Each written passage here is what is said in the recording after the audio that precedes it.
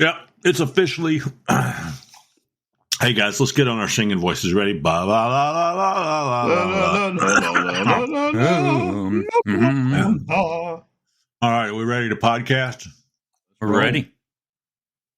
Got in a fresh piece of gum. Can you hear me chomping? We can. Probably.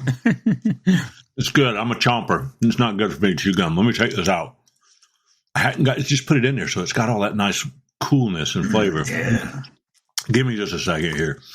I mean, just a second. Just a second. Chew them if you got them, guys. Chew them if you got them. 3, 2, 1, 0. You're listening to the Knives Templars.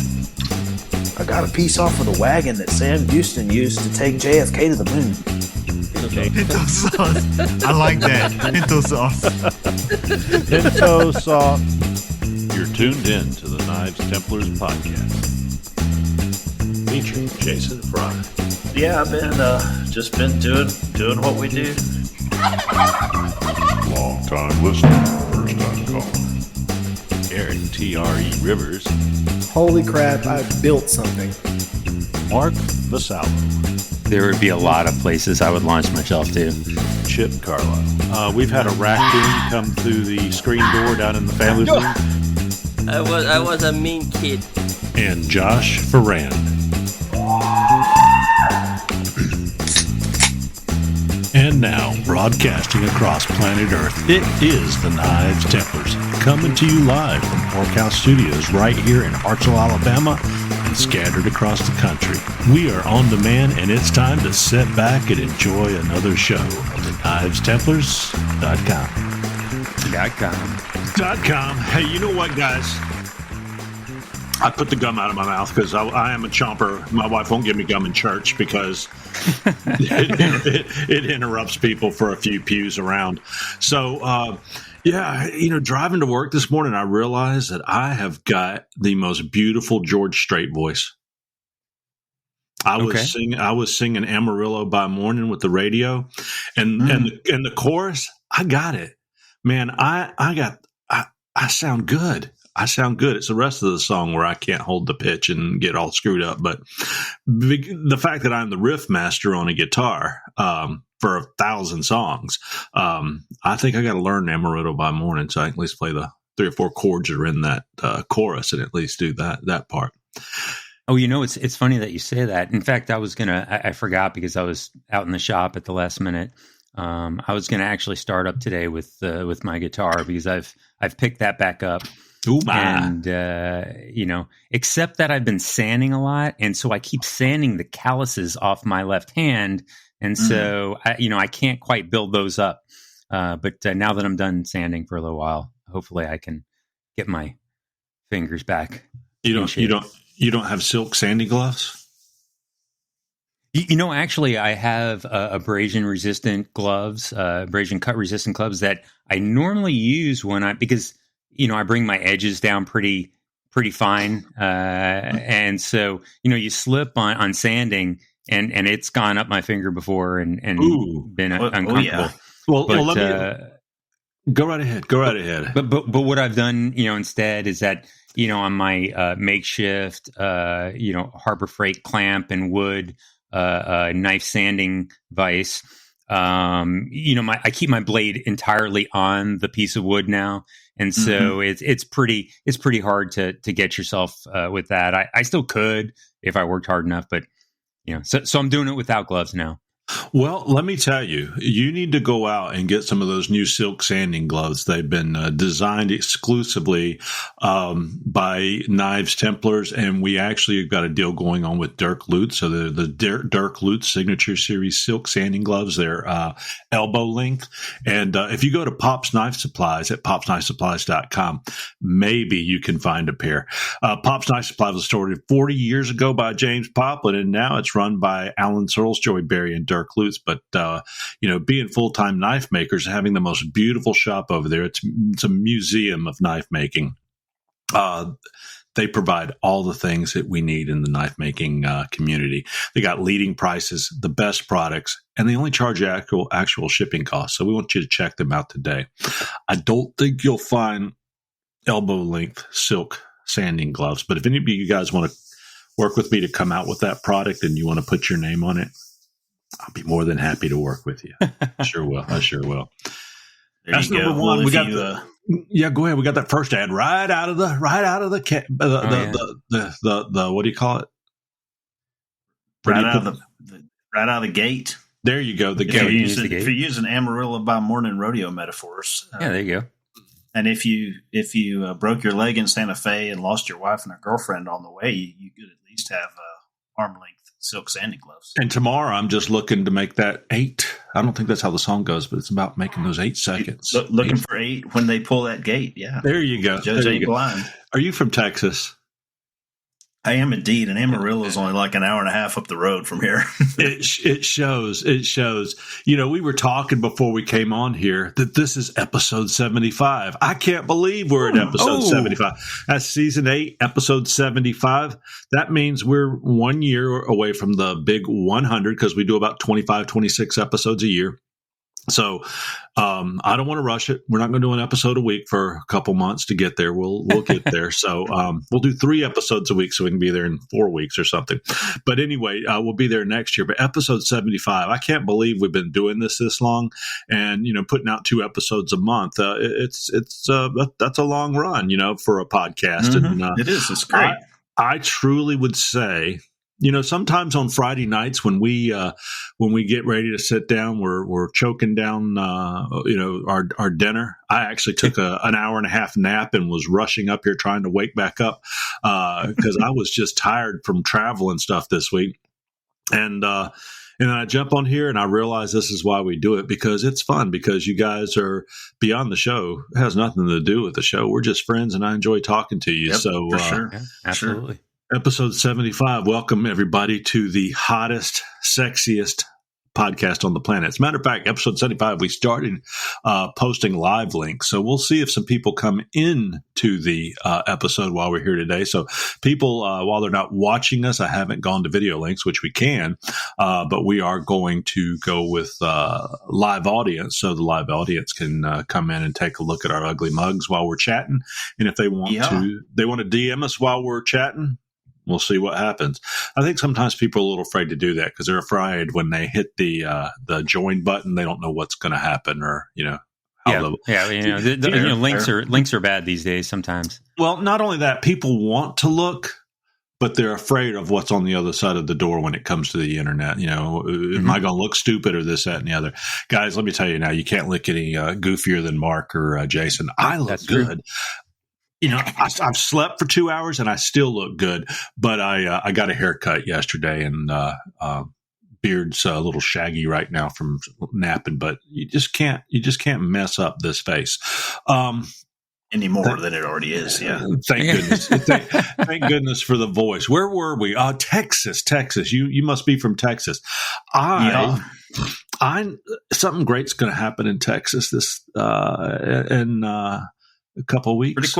Pretty quick. Yeah, it's happening. Yeah. I saw you getting some knives made.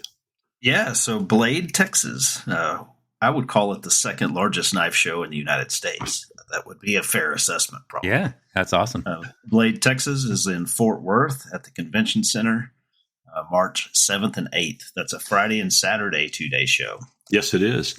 Now, is that? Are you saying it's second to the Huntsville Blade Symposium show, where they've got 36 tables that you can buy for $36 a piece? It's at least as big as that. Yeah. Gotcha. Yeah, no, right behind Atlanta. I bet there's 250, 300 tables.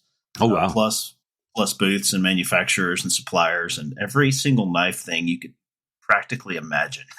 And guys, if you're listening right now. Yeah, if you're listening right now, guys, if you really kind of need to be a knife enthusiast or just enjoy a good time, I guess, but really have to have some interest in knives or tactical bags. There's a lot of things beyond knives there, so it's not just knives, but 98% of it is knives or knife making supplies and equipment.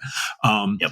But it's just really a good time, especially with it's amazing the number of people that attend these events. I've gone to Atlanta, and it's just amazing. It's wrapped around the building to get into the place that day, and it's wall to wall people for 3 days straight. There'll be 15,000 people come through in the weekend. Yeah, so That's pretty good. It's just amazing, and you ought to go, people. If you're in the Dallas-Fort Worth area, it's going to be down in Fort Worth. You need to go see. It's at the Fort Worth what? At the Fort Worth Convention Center. Yeah. Yep. Well, here's the bad news. Oh. I am going to be in Texas. I'd hoped to be there the whole week and stay over on a Friday, Saturday, and Friday afternoon and Saturday go to Blade Show, Texas, and then hike it back to Alabama on Sunday. But I have to be somewhere first thing Monday morning, so I'm going to have to go back to Alabama via plane and drive to my next location, which is about a 6-hour drive that Monday morning following. So I'm there the week before Blade Show, a dollar short always, but not always, but this case. So anyway, what I am doing, I decided to get up at 5 a.m. or excuse me, get on the plane at 5 a.m. in Huntsville and be in Waco, Texas by 9:30 or 9:15 a.m. And then I've got all day to run around somewhere in Texas. So I'm either going to go to Midlands and look for Billy Bob Thornton, which I don't think that's too good. Probably not. I like that show until it got it's too sexualized. I really thought that, what's that show called on Paramount? Landman? Yeah, it was a really good show. I love Billy Bob Thornton, but you could have done it without all the nudity and all the sexual stuff. I mean, they're on their take. They're taking people from a retirement home or a nursing home to a strip club. I mean, why does that need to be in the story? And besides, this is Texas. You don't need to do that with Texas. So I'm not going to Midland for that reason. I thought I could drive to. Have you actually been to Midland? Oh, I know there's crazy stuff. Okay. Because the scenery is about as interesting as cotton field or a tennis court. Yeah, I know there's nothing to do, so they come up with some stuff, man. Especially those oil field guys. I bet they do. And that's the last thing I need to do is be out there as a pretty guy amongst all them oil field guys. It's not like I'm going to walk into a bar and go, I'll have a sarsaparilla without, them trying to figure out who the heck is this. And with his pretty shirt and pretty boots on. So I thought, well, I can go to Luckenbach, Texas. And I thought, well, there's really nothing there except post office, and you're in Luckenbach, Texas, and it's really just a song. So I know a lot of people have played there, and there's been some nice festivals, but really you just don't go in there. Waylon and Willie don't live there with the boys. They just pass through and sing a song. Yeah. Yeah. This is going to be dust and snakes and lizards. So that's not it. I have found out heartbreakingly, there is no basement in the Alamo, so I'm not going looking for Pee Wee's bike. Oh, you didn't know that, Mike? There's no basement. Surprisingly enough, it was, I don't know, maybe like 2 months ago was the first time. Like, I've always seen bits and pieces of it. I never watched the movie all the way through, and I was like, oh, I know what this is. Hey, let me see this thing about the Alamo they keep joking about. And so now I get it. There you go. So I have, as a Texas history buff, I've been to the Alamo I've been 5 times, I guess. Mm-hmm. Yeah, but they never brought me to the basement, So no, I'm sure they get that joke like 100 times a day from guys our age, right? Exactly. So, and the city's just kind of wrapped around it, so it's not like it's sitting out among. It's in the middle of town. It's interesting. Mm-hmm. It's simultaneously underwhelming. Like, you look at it and you're like, this is the whole thing. Like, I expected it to be bigger. I was going to go down. Time, like, if you know the story. Like, it's Mecca, it's Dome of the Rock. I mean, it's Gettysburg. I mean, it is a holy place almost.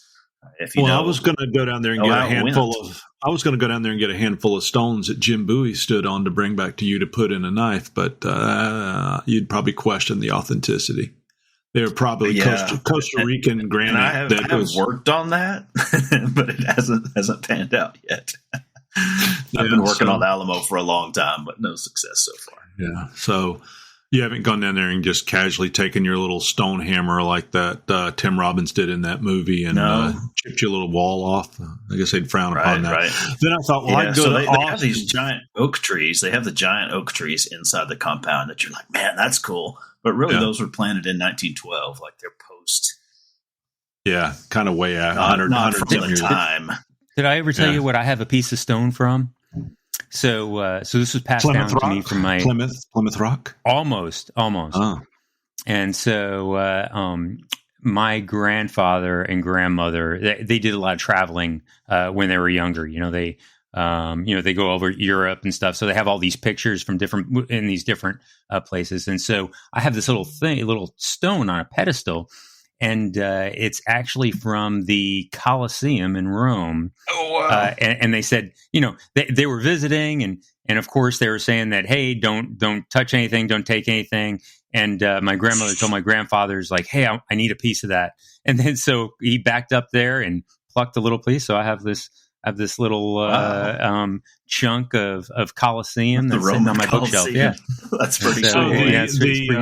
The Italian whatchamacallit agency will now be checking you out to repatriate that. But that's right. Probably. I'm in the same situation. I was in China and I just picked up a rock on the ground and brought it back, just a pebble, and brought it back. So I have a piece of China. Well, they're listening. They really are listening. So that could be deadly. But yeah, I actually picked it up at the Great Wall, but it wasn't a piece of the Great Wall. It was just a stone on the ground at the Great Wall and brought it back as a little souvenir, like 10 million other people did. And that's probably why the wall had to be rebuilt in that section over the years. I just got a little stone, but no, mine was probably a piece of gravel from Florida that was brought over to build a walkway. Who knows? So I'm not doing that. I thought I'll go down to Austin because they got the bats under the bridge. They've got Austin city limits. Nobody's playing. And I'm not really into that artsy fartsy stuff when it comes to Austin artsy fartsy. It's kind of like going to Asheville, North Carolina. It's a way too, it's not the political environment for me, so to speak. There you go. Yeah, and not hair was blue or something. But that's what I mean. Regular guy with a beard. Yeah, Asheville, North Carolina, other places like that, Hollywood. Places I just don't think I would fit in or see. So I thought I'll travel around Waco since I'm going there, and I love Waco, but I'm gonna be there all week, so I can do some things at night. The Texas Ranger Museum is there. That is worth your time. The baseball That'd team? be pretty cool.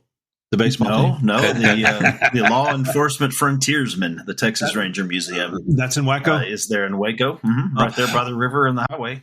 There's also a mammoth thing. Like they dug up a mammoth in Waco and have a museum about that. The Texas Mammoths, the soccer team? Yeah, probably. Okay.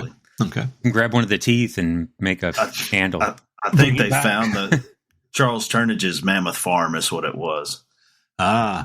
He farms those guys, I think. All right. Well, I'm going to be traveling out there for years, so that's later. So what I did, I actually looked up Lubbock, and I figured I'd go see the Buddy Holly Museum.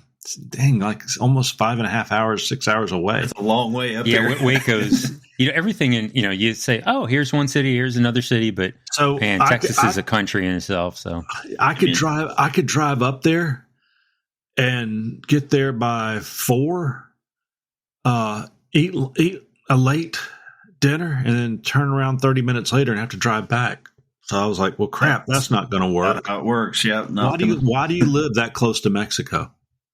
New Mexico. Oh, well, because that's just where my job took me. Also, my in-laws live about 20 miles on the other side of the state line. So, anyway, why did you move that far away?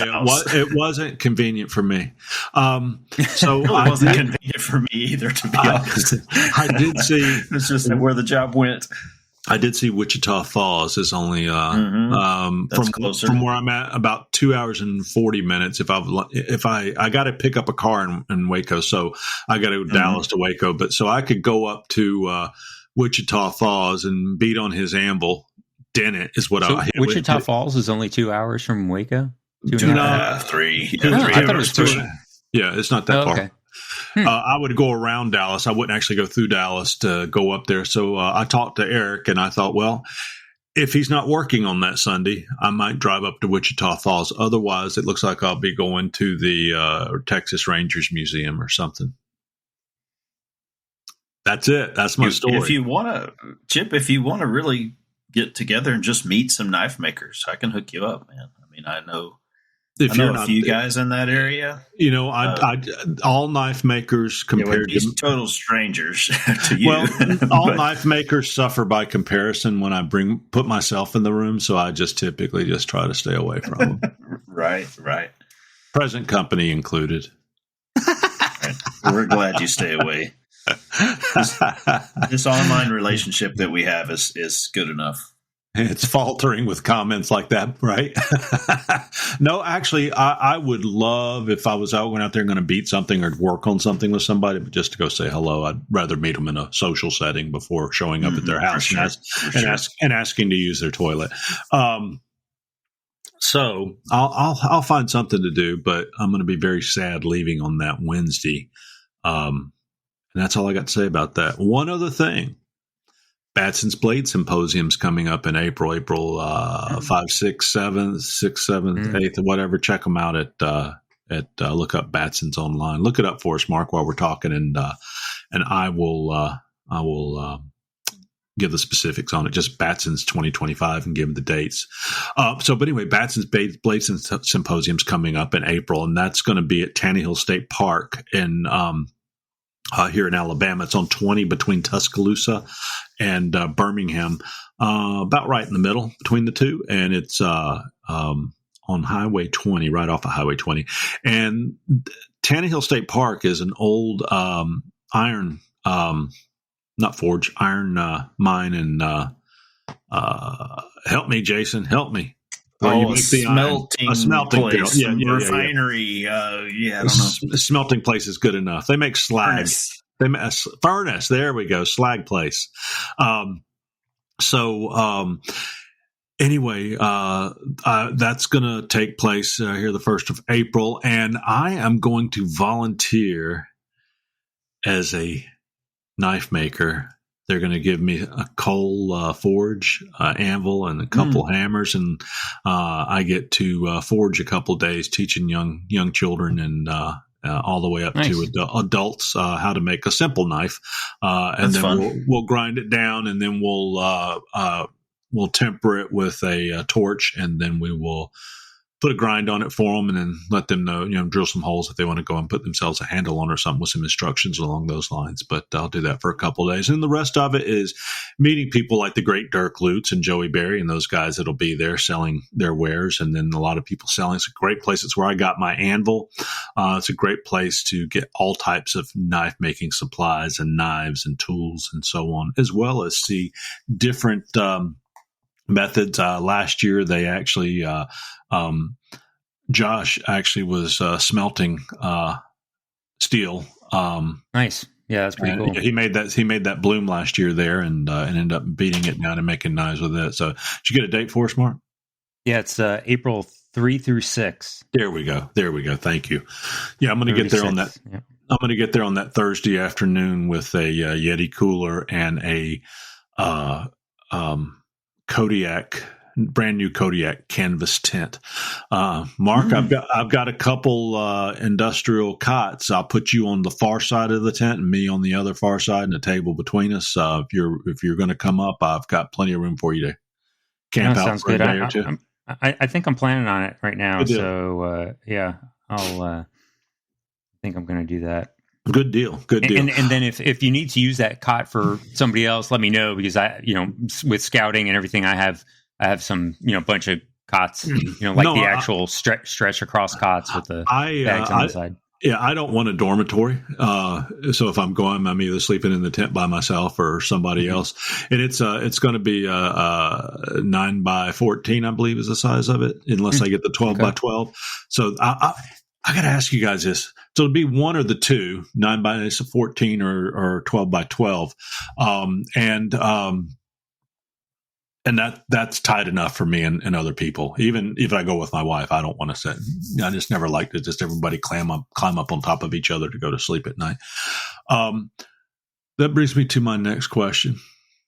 Speaking of knives, so the 9x14 is a Bowflex tent, which means you put a bar through the top of it. It brings up the sides. It doesn't require any tie downs. You just stake it, and then it goes straight up, held by. And the only two poles in it is to hold out a awning. Right. And then that's it. It goes up. I think I've sent you guys pictures of it or whatever. That tent runs around $700 if I get a couple other things with it. I'm not going to buy the $200 canvas floor for it. It's already got a rubberized floor in it. It's really nice. I'm going to go buy the $30 canvas at Lowe's and put it down on the floor. So, Harbor Freight blue tarp or something. Yeah. Well, the Harbor Freight blue tarp goes on the bottom, but get a cotton canvas tarp to go on the floor. Yeah. Throw cloth to put on the floor.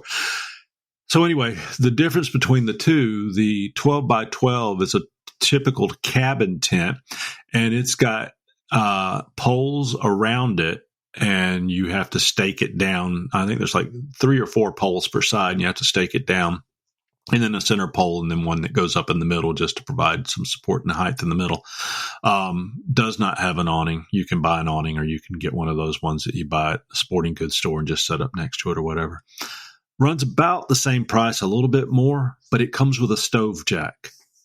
Now, the fact that I don't live in Wyoming and I probably won't do a lot of winter camping, the child in me says I really would like that stove jack. You shouldn't put it. What do you guys think? Stove jack? No stove jack? Just go with the easier tent to set up. How tall are they? Are they the same height inside? So the spring bar tent, the 9x16. Is over 6 feet inside, so there's plenty of height to stand up in. And the 12x12, I think, goes up to 7 or a little over 7 feet at the arch at the top and comes down to about 4 feet on the side. So, they got their pluses and minuses with height. Either one you can.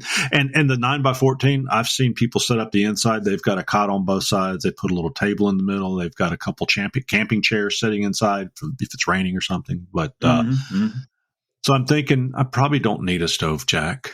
My brother-in-law has a big wall tent. I bet it's a 12x24. I mean, I've seen those. Yeah, it's a monster. Kodiak, right? Kodiak makes one of those too. Yeah, and he's got a little wood stove that goes in there, and the little hole through the ceiling or whatever to set that up. And for him, it will burn you out of that tent. That stove is plenty, if not too much, for even that tent. I can't imagine needing much fire.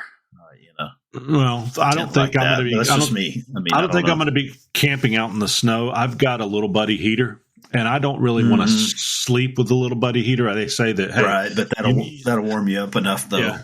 They say you can sleep with little buddy heaters, and I've watched YouTube and a million people do it, but I'm just not willing to be a statistic of, hey, we paid his wife $3 million because he died and because of this little buddy heater.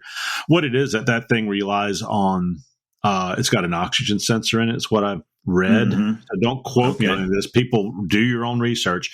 And if the oxygen gets displaced too much, and certainly you're sleeping higher than that, if the oxygen gets displaced too much, it'll put itself out. Goes automatic shut off. Cool. Yeah. Cool. And also, I've seen people put CO monitors, carbon monoxide monitors, throughout the night and measured, and it never, being a safety engineer and knowing industrial hygiene and everything, it never got bad. I just don't want to be that statistic. So I thought, well, I can use a little buddy heater until I go to bed, and I've got plenty of blankets and stuff. And actually at night, I've been here at the house, I've slept with my the windows open in the middle of the winter with my feet hanging out because I love that cold. So what I'm saying, but when you're camping and you're cold and you can't get warm, I hate that. That's not fun when you just can't get warm. Yeah, typically it's when you're laying on the ground and you have nothing under you to insulate you. But so I think I'm going to go with the Spring Bar 9x16. I've got a climate heater, and if I'm a place where there's electricity, even with my Jeep, actually I can run. I've got a 110 volt off of my car. You go. And my Jeep that has a secondary battery, so I could actually run that for a little while. I wouldn't want to run it down or anyway. 9x16, guys. Let's all take a vote. 9x16. Everybody, raise your hand. You've convinced me, man. Okay. 12x12. I'm not going elk hunting in Wyoming. No hands. Okay. 9x16 it is.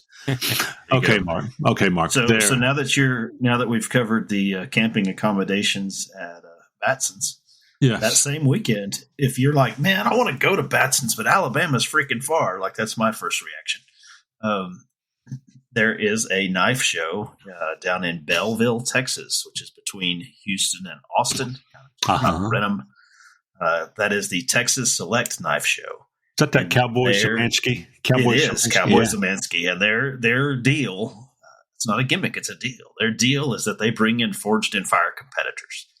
They might have 40 or 50 forged and fire competitors at the knife show.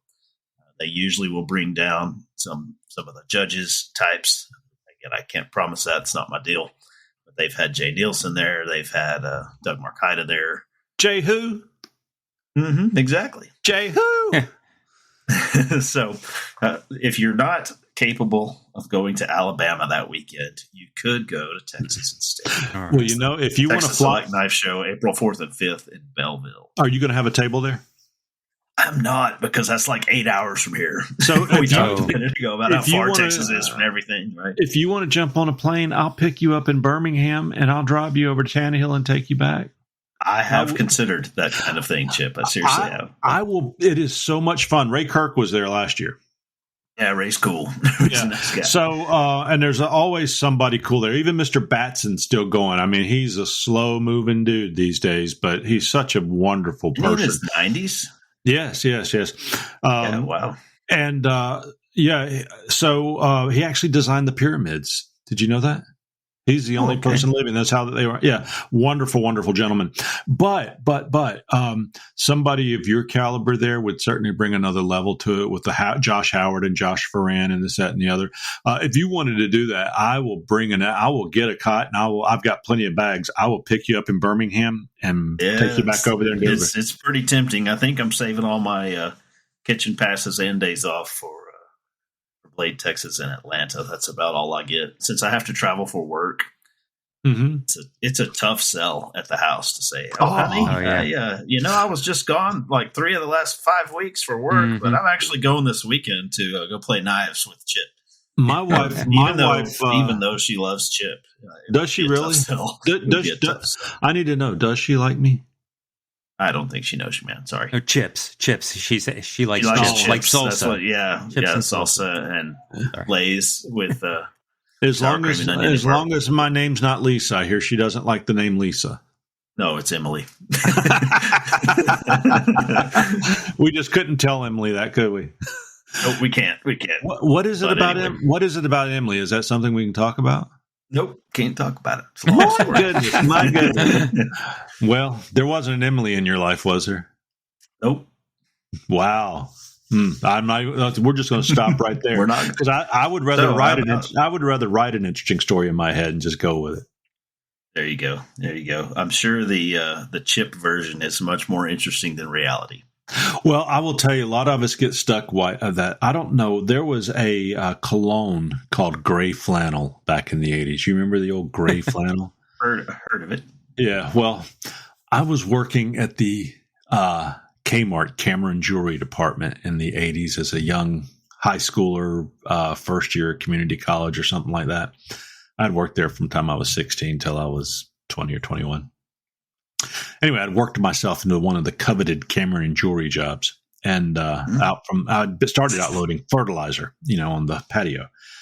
But anyway, there was this fellow in there who liked his love interest of a similar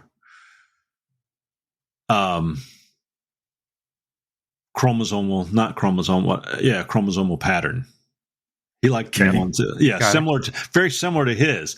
And he would come over and want to look at the cameras, and I would get all freaking. It got to the point where the store manager would come in when he was there and stand over with his arms crossed, leaning up against the camera cases, giving this guy the dead eye. Because I don't know why they didn't just kick him out, but eventually they just told the guy, "You're banned. Don't come back in here." Well, he's a creeper, huh? He was a creeper, and I guess I was in my dingo cowboy boots and my Levi's and my whatever. I must have been Freddie Mercury to him or something. But anyway, he wore gray flannel cologne, and even to this day, if I smell something or smells like that,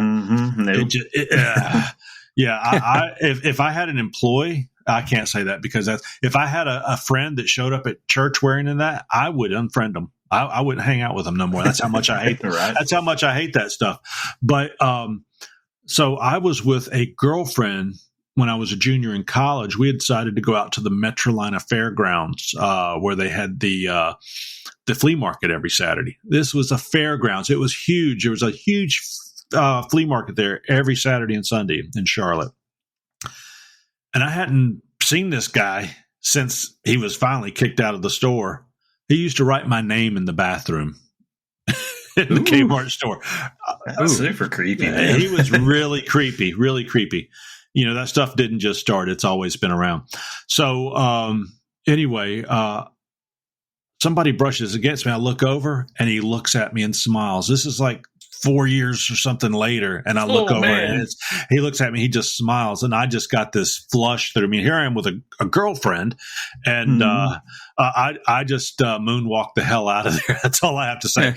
Haven't seen him since, and the fact that he was probably in his 50s then, he would be in his probably late 90s, or he's probably dead as a doornail now, and I hope he found Jesus because he never found me. We'll just leave it at that. So I hope he found Jesus because he wasn't on the Express. And tell me, if you get me a bottle of gray flannel cologne for Christmas or my birthday, I'll throw it at you. I will throw it at you. So that's all I got to say about that. That sounds like an invitation. Tents, gray flannel. What do we call them? Creepers. What else tonight? Yeah. Tents, gray flannels, and creepers. That'll be today's episode. There you go. So I saw that Jeff Fader and some guys have been posting up that we've had a little tragedy in the knife making community with. Let me look it up online here. I don't know that one. Yeah. Jeff Fader, here it is. It'll pop up pretty quick. If I can find it, if I can get it, there it is, Jeff Fader. I'm following him online, but oh my goodness, what is the guy's name? It's going to come to me. We've had a Maritime Knife Supply. Hey, Mark, are you going to Maritime Knife Supply? You know, I've been pretty busy, but I think I'm going to free up some time to. I don't know. It's cold. It was like 30 degrees last night, so I think swimming might be out. But I don't know. Maybe trebuchet. Maybe it's trebuchet time. Yeah. I mean, I keep saying I'm going to build a cannon, but I wasn't going to build it big enough to launch you. Yeah. You know, that's something we have to do. Did you ever see the episode of Forge and Fire where they made like battering rams and trebuchet? Like they had those.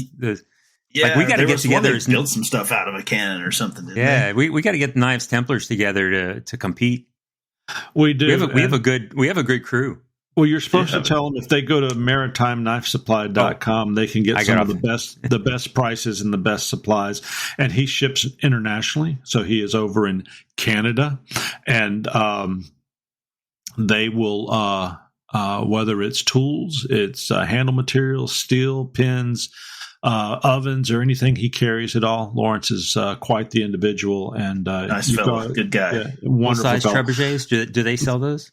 Well, I think you have to bring your own, but he can probably sell you some tooling to build one. Okay. But anyway, I can't find it. It was posted earlier today. There's a maker out of Philadelphia who was involved in a serious car accident. It's actually on life support right now, and they've taken up a offering for him. If I see that as we're on the show, I'll lift his name up in prayer. But guys, keep your eyes up to the sky and say a prayer for this gentleman. He's a very talented maker, and it's going to come to me in a second, but I'll go back and take a look. So anyway, we'll come back to that. He's got a GoFundMe out there, so we'll give you guys a link to that. So, Mark, what have you been up to? I know you're a retired man. That now you've been retired so long, you're like, I don't think I'll ever go back to work. What's been going on? I've been keeping busy, right? It's not that I don't know. I say I retired. I retired from the military, right? And I had a temporary after military retirement employment. I guess that's what I'll consider it. But I've been doing a lot of stuff. So, I've been sanding some knives, right? I have 6 knives on the workbench. Some of those small EDC, hunters that I make. So like you made that bulk of knives. And I'm like, that's a great idea. So, wanted to try a batch. And so I have one that's like in the aircraft world, we call it the lead the fleet knife, where I try something on that one individually first. And then if that technique works, then I do it on the other 5. And so that's been my, and so I'm up to sanding those. So I finally got those up to 600 grit, and I'm ready for some maker's marks probably over the weekend. So I'm working that. I've done some work on the computer. So I don't know if we ever talked about it on the episode, but for Christmas, my son got a 3D printer and, a Bamboo Labs 3D printer. And of course, I've been playing with CAD softwares a lot and seeing what I can come up with. And so, I needed a case for my iPhone, so I made one of those. And then I needed, and so what I'm working on now though is, I'm trying to make some leather stamps with my logo and, to see how those would work. Right. And so I have that in the works and, a couple other things. So I had that going on. I, finished up a couple projects for my wife's, I did a homemade, since I'm not working, I did a homemade gift, gifts for Valentine's Day. So I made my wife a copper feather bracelet, from a copper pipe, and got that done. I made her another feather. I like the feathers, so I made her like a little ornament for the car to hang from the mirror. And then I made a wenge, an ironwood ring. On my drill press. Yeah. So did it on the drill press and a little bit of dremeling and so it came out pretty good. So that and some coffee scoops, right? So messing around with the forge a little bit. I've been doing the coffee scoops, so I decided I was going to try a little twist handle. So got some skinny round bar, and made it square and put some twists in it, and so that came out pretty good. And are you going for your journeyman in the Coffee Scoop Society? I am. I might. I'm sure. I can't find what room it is in Blade Show, but I'm sure there's a room for journeyman. No. They've split it off. It's the next weekend. There's a 3-day. It's called Coffee Scoop Symposium. No, Scoop Show. Oh, Scoop Show. Oh, got it. Scoop Show. Yeah. Yeah, got it. No, that's good. There'll be some guy there. Yeah. There'll be some guy there dressed as a fox with 2 coffee scoops, that's right, wired together, flipping them around. So it'd be that's cool. What they do. Yeah, and then the last thing to jump in is I think I texted you guys. So I went to this, met up with this guy who I've only talked with on Facebook, but saw he was doing some competitive shooting. And I was like, hey, so I just reached out to him. I was like, hey, I didn't know there were some shooting competitions out here. Love to get some information from you. And he's like, hey, here's the next one. I'll pick you up at 7. And so I was like, all right. And really, it was only like 15 minutes from my house. So it's a huge shooting range, probably like 20 different ranges, one that goes out to 1,000 yards, and a bunch of handgun steel ranges, a bunch of stuff, right? And so it was an AR competition, kind of. I don't know what I'm sure there's a society, not handgun pistol shooting society, whatever the society it is.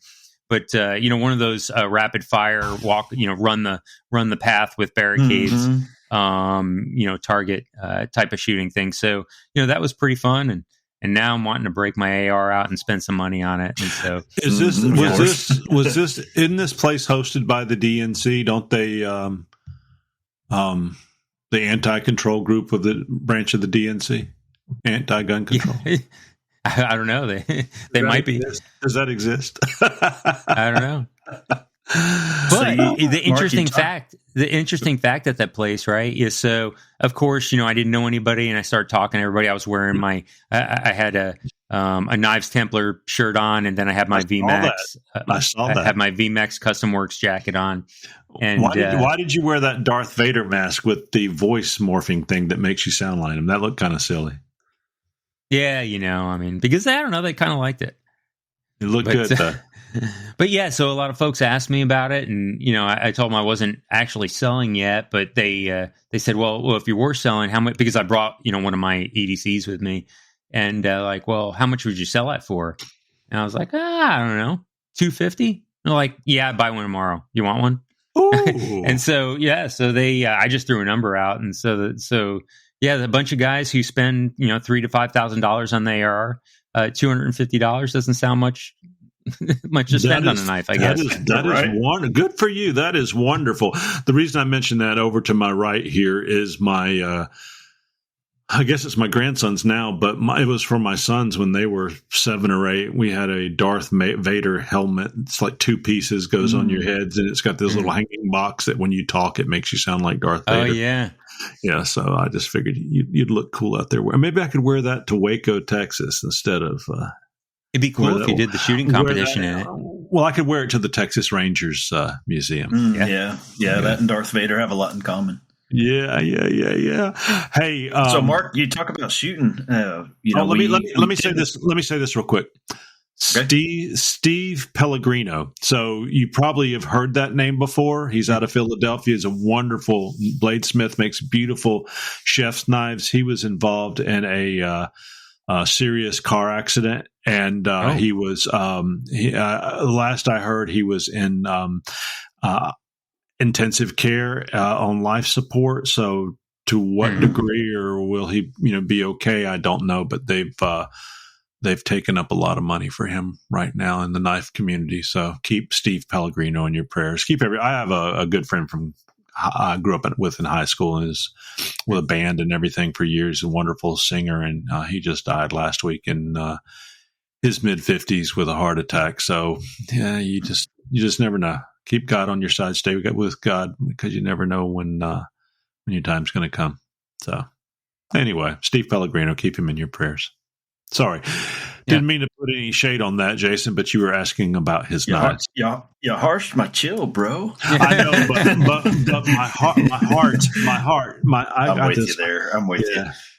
So Hearts in Love, right? This is February 21st. We skipped Valentine's Day recording. That was our regular time. Mm-hmm. So Mark got to talk about making copper spoons and ironwood rings. So my wife and I went to the shooting range actually for our Valentine's Day date. Nice. She got a big pink target, and we shot targets, and that was our Valentine's Day. She got a concealed carry pistol for Christmas. Nice. Wanted a little bit more familiarity before she goes and gets her license. Let me guess. She got a 380. Did she get a 380? No, I got her a 9, man. So she can shoot the same ammo as me. A lot of that's like a popular. I don't know. Mm-hmm. It seems like no. 380. We got her a SIG P360. Oh, nice. SIG 365. 9 mil. So that I wouldn't have 2 different kinds of ammo. That's right. That's always nice. If standardizing. If you're going to be prepping just a little, right? Standardizing is good. I've got a Sig 365. There you go. See, so does my wife. Did you get her the pink one? I've got the pink one. Did you get her the pink one too? I didn't get her the pink one. She wanted a plain black, regular, gunny looking one. And, well, this way you can carry it. Yeah, exactly. And she did. The guy at the gun range. I'm sure he's told this joke 1,000 times, but it's pretty good. He said you should take that target and put it on your front door and say you don't have to beware of the dog. Yeah, I like that. Like, oh, okay. So she put it on our bedroom door, which is a little creepy. Ooh. At least you didn't put it on your pillow, Oh, I know. Did you get her the small? Did you get her the small compact one, or did you get her the big dog? I got the macro, which is the bigger one. Okay. I want to get a Kimber for a smaller gun, but again, I'm killing. Nice. I want to get a small Kimber, but I'm still attacking your story. So please go ahead. My apologies. Oh no, that's okay. It's okay if you're gonna. Yeah, shooting range for Valentine's Day. That's awesome. It was cool. It was cool. We haven't gone on a real date in a while. 7-year-olds are not conducive to that. But yeah, well, it's good. That was our good you guys didn't decide to go to like a cooking class where you cook biscuits together, or a painting class where you paint a clown or something. You went shooting. That's respectable. Yeah. Another thing that came to mind. You talked about gray flannel and Kmart. So for some reason, I mentioned Kmart yesterday evening, and my son was like, "What's a Kmart?" Oh my gosh!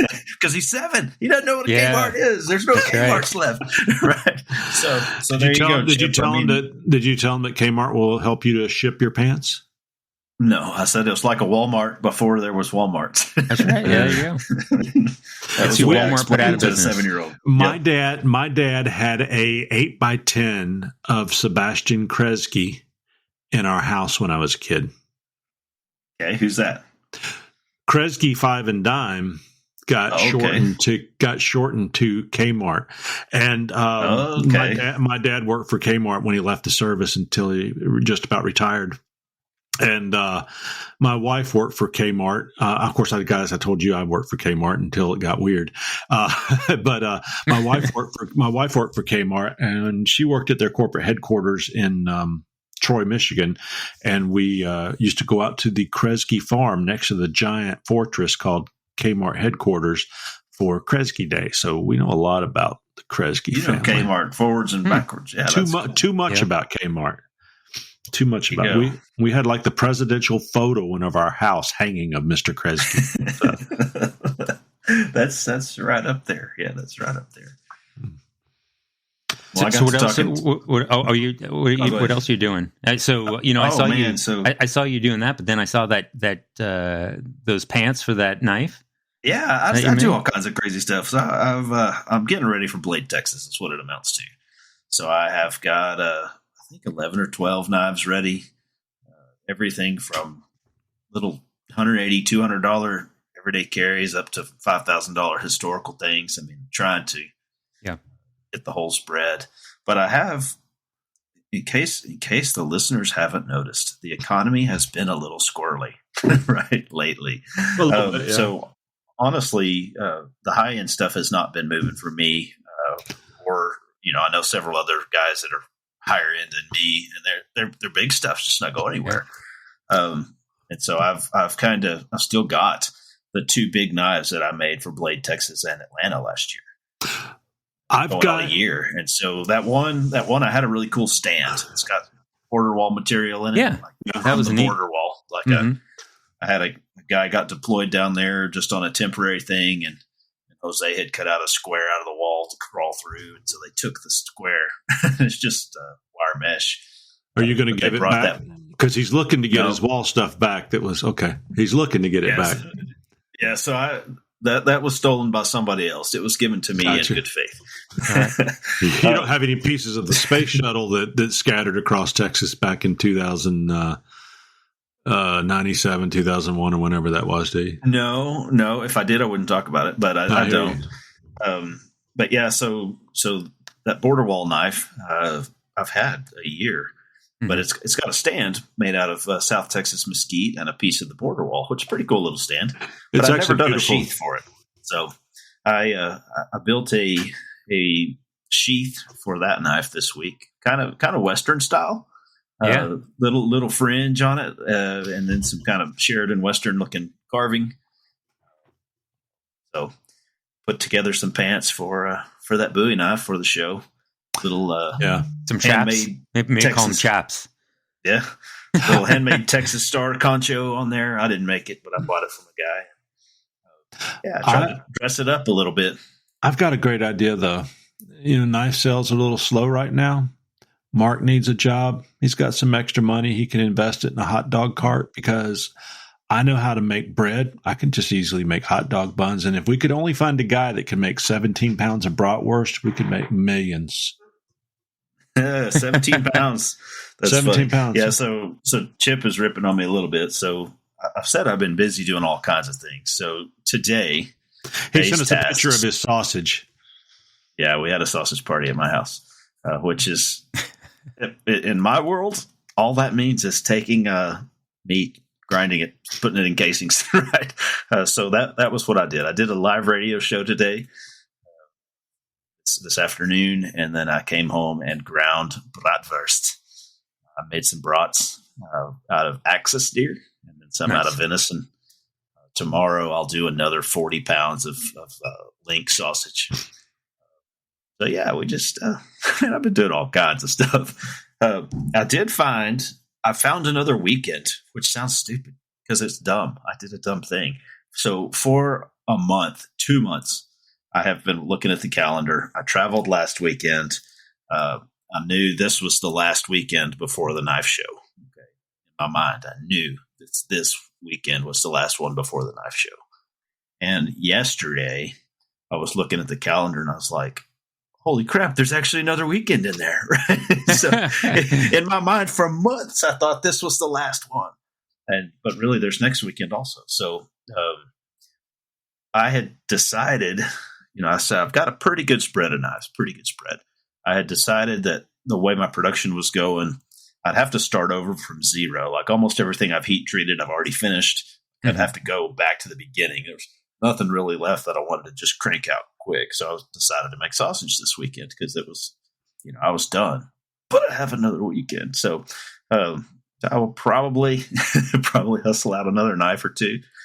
That's part of why I did some sausage today. I'll spend all day tomorrow doing that, cleaning up, and then probably Sunday work on a knife or two, and then next weekend work on a few more.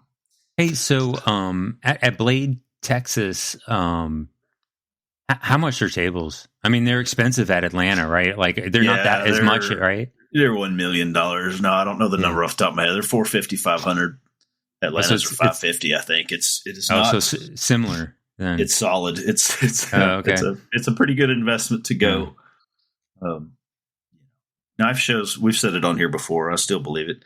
Knife shows are not all just about sales. I mean, it's great when you can crank one, right? I mean, you have a good show and sell a bunch of stuff, but it's about seeing and being seen and meeting people and keeping relationships. And, that's what it's. That's part of what it's about. So you kind of go for the fellowship and the entertainment, and you hope you sell some stuff, right? And then every once in a while, you'll totally crank one, and you'll have a bang up show and do really well. But most of the time, it's just kind of average. You need a good guy with a good voice sitting at your table, drumming up that business. You need your own slap chop guy. And last year you had your slap chop guy. We were pulling people in, and this year's slap chop guy is gonna. I may be out there working the crowd for you. Hope the Blade magazine or the Blade Show folks aren't listening. So there's a rule that you cannot share tables. That's a rule. Right. So like if Chip wanted to put some knives on my table, that would be breaking a rule. Yeah, I wouldn't do that. But so what I did is I registered my table as Fry Custom Knives, not Jason Fry, as Fry Custom Knives. And so my brother, Travis Fry, also Fry Custom Knives, and I are splitting the Fry Custom Knives. Well, you're both Fry Custom Knives. I think that's in bounds. It's pushing it a little bit. Yeah. But we've got away with it. So my brother will be there with me with some of his handmade stuff. I'm like that I'm like that pretty girl on TV that on social media that runs around showing all the knives, acting, very knowledgeable and everything. I'm the male version of that hangs out at Jason Fry's table and calls people in. I mean, Melissa's pretty cool, but she's no Chip Carlisle. I mean, you got that right. I don't think she could grow a beard like this. I hope she can't. That'd be a little. Yeah, and I certainly wouldn't go on Naked and Afraid because people would tune out. They would be afraid. If you did. It'd be on the horror channel. That's for sure. That is for sure. Hey guys, let me tell you, if you haven't been to tr-maker.com, you got to go today because TR Maker, they offer high quality and fast service from Istanbul, Turkey to every country in the world. You need to check out their line of knife making tools to make your job easier and more precise. You can't do without their products once you get them. Right now, I actually got in a new drill guide that I'll be using on my next guard that I'm making, and I will tell you, I can't wait to do it. It's a wonderful tool. I've already practiced with it, and it's good. Go to tr-maker.com. Also, if you want a good deal on abrasives, I'm talking about wheels, rolls, disc, belts, and anything else, you need to check out Phoenix Abrasives at phoenixabrasives.com. And you know what? They get the stuff out the door and to your house in a few days. And even better, if you enter Templars 10 at checkout, you're going to get 10% off your next order. Can I get an amen on that? That is a good deal. That's a good deal. That's a great deal. Yeah, it is. So phoenixabrasives.com. Guys, I got a rabbit we can chase. Can I chase a rabbit real fast? Well, I just want to tell you some good news. Oh, I got my my new straw hat for summer. Got me a nice George Strait hat, and there you go. I can't wait for it. Texas. I can't wait for it to warm up. Oh, my Grizz hats I love. I've been wearing them, and they actually do a great job of keeping your head warm on these cold days we've been having. But I got a new hat. But also, I want to tell you, I've been making this run of knives here lately at Shegman Knives. This is an infomercial. At Shegman Knives, we have split off into two divisions now. It's a small company with two divisions. A small company with two divisions. When you go there now, you can go one of two places. If you're looking for a knife, you can go to Shegman Retail, and we're starting to develop a standard line, certain types of knives that we will just keep that pattern going and going and going. The 7 knives that I'm making right now are part of that line that we're building, and you will be able to get different finishes, same profile, different finishes, different handles and scales, and little. But they will primarily be 99% similar from knife to knife. Actually looking right now at getting blanks cut just to ship to me so I can just grind them out from the blanks. I'm looking at the cost of that. Probably going to get my first one. I'll get 100 blanks. Oh, wow. That's a lot. That is a lot. It's been a good year, guys. By the way, I sent Eric a box of rattle traps when I was Carolina Chips Lure Company back in the late 1990s, 2000s, because I went out and bought 1,000 rattle traps, and I probably only painted 600 of them. So I sent the balance to and I sent the balance to his son to do whatever with. So he's probably still got that box of 300 or 400 rattle traps. Anyway, also, if you go there now, you can go to the Shegman Custom Shop. And it's a similar experience. Like if you go to Fender's Custom Shop, that's where you're going to go. You're going to look for knives, but it's going to give you a link to get in touch with me. So if you want to have something special made, you've got a knife in your mind that you want to see realized, you've got certain materials or you've got certain effects that you would like to incorporate in knives, everything but human remains. I will not put any human remains in a knife. So your grandfather's tooth is not going into a knife, guys. I would totally do that, by the way. I will have a referral link that'd be kind of fun. Yeah. It'll be called the macabreknives.com, and that'll go. I'll put a link right to Jason Fry's site. But you go to the Shegman Custom Shop, and that's where you're going to get in touch with me, and we're going to make those one of a kinds that we can make for you. And finally, with the retail link, I don't want to divulge. I know I've talked to you guys about it, but I don't want to divulge it to anybody else right now. I'm working on getting some knives in a retail chain in Huntsville, Alabama, and a couple locations out in Texas. So I'm waiting for that to develop. I've got to get my insurance squared away, and hopefully in the next 3 months or so, and I just throw that out arbitrarily, that everything will be squared away, and it won't be a ton of material, but I'll be a ton of finished products. But what I can get done, actually, as I get closer to retirement, I'll be able to make more and more. But I don't think there's anything wrong with farming out and having knives made if they're made to a specification that you set and expect, and Jason knows that side of the business. I don't, but at this point, it's all going to be handmade by me. I will take a hit on price for the ones that go into the retail stores. The pricing will be the same as they are on my site. I don't want to deviate from that. So like Jason's books, I'll make more personally if you buy them directly from me, but it's a way of, it's a marketing opportunity to get the name further out there. I talked to somebody today. I talked to a PR person, and I said, should I have a stamp made that says Shagman, and instead of using the Bigfoot walking through the trees logo? And they said, hell no. They said people like Bigfoot. they said Bigfoot and the Bible are the biggest sellers in the United States.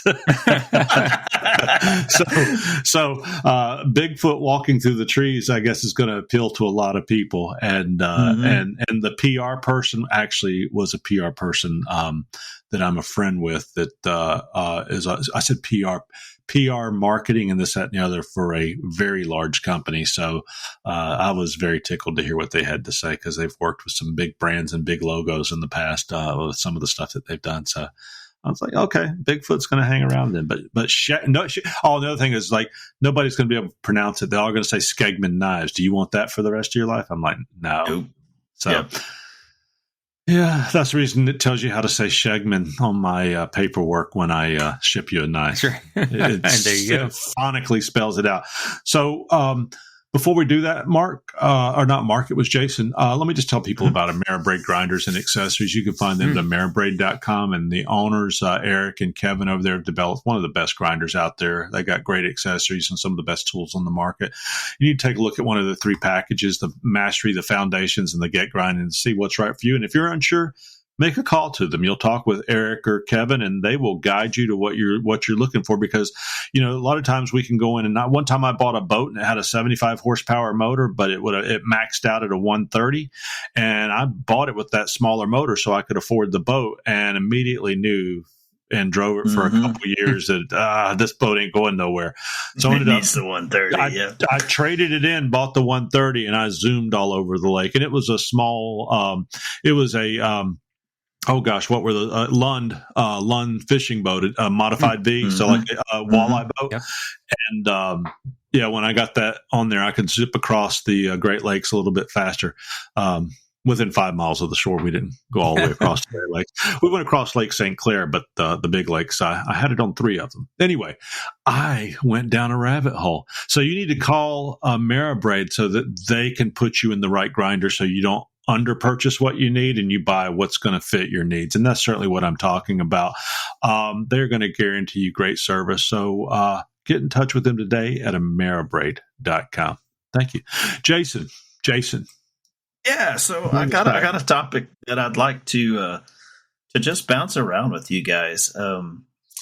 So I have, the topic is basically, what do you do for those special customers? Okay, so I'll tell the story without revealing this guy. So I have a guy who, I would say, he single-handedly got me through the COVID slump, right? He has a style that he likes. I can kind of sometimes predict which ones he's going to be interested in, even though that's not what I do.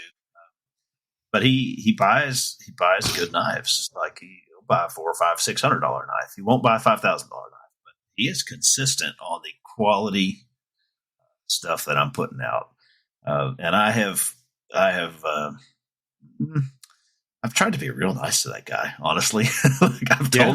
I've told him lots of times stories. Like, one time, this is a long story, but one time we were in a bind. I mean, a bind. Like, here I am, an adult. I was going to have to call my mom and ask for money kind of bind, right? And so I thought, well, I'll send out a knife email, I guess. I've got this one stupid knife that I've had for 6 months. This is the only one I had. And he bought that, and he got me out of a pickle because he pays immediately, and I could send it when I got home. He's just a really, really good customer. Great, yeah. So I've sent him autographed books, and I've sent him hats, and I've sent it. I've tried to be good to the guy. What do you do for customers like that? Like, how do you?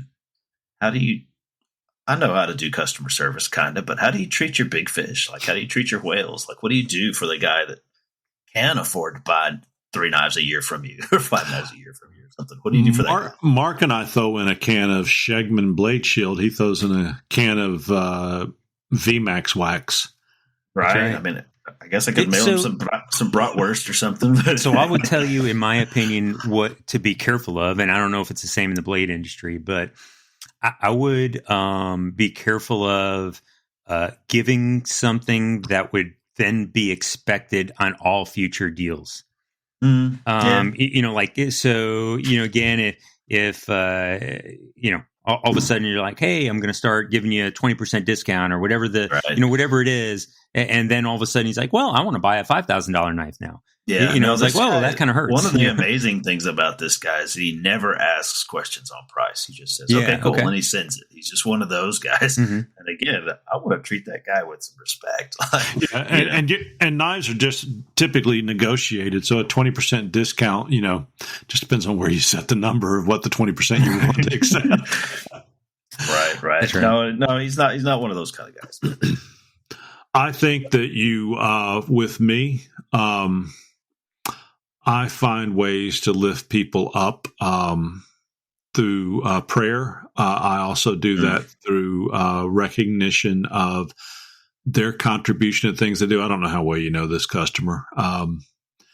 Other than knives, we talk some on social media a little bit, but it's always knife centric. Yeah, you make something kind of simple and stupid. Sometime you just it's a knife you've got laying around, finish it, throw it in the mail to them. I've made a lot of free knives, and that goes a long way. That you basically, which is I want to gift somebody something.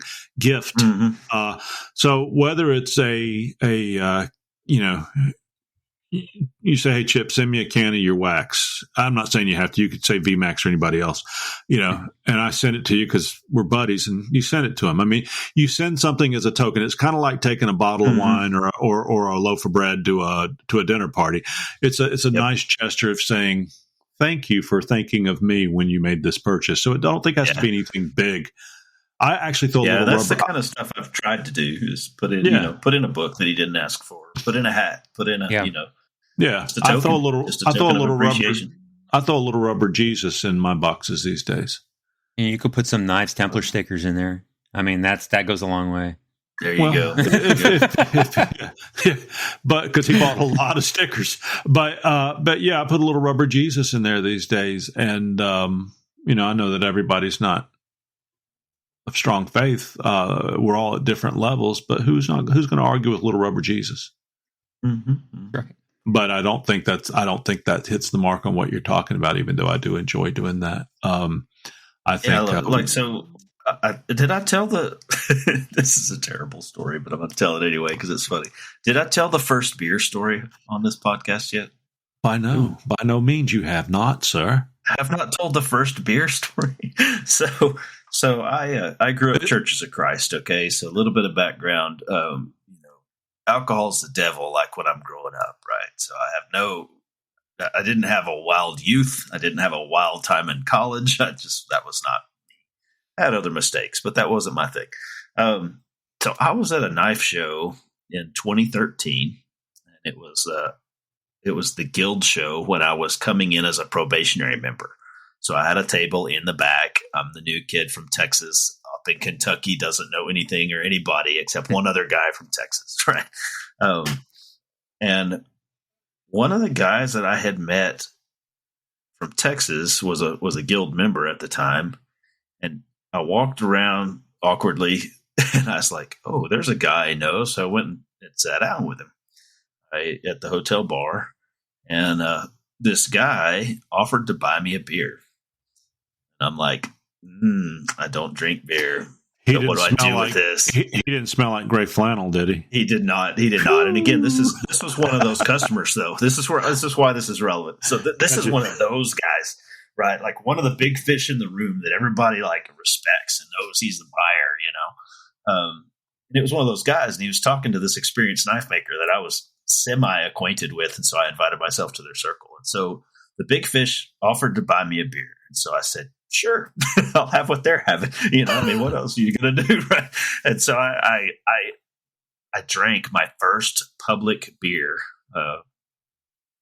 at the knife show there. That was in 2013 at Blade, Texas, 2023. Okay, so this is 10 years after the beer incident in 2013. In 2023, it's known as the beer incident.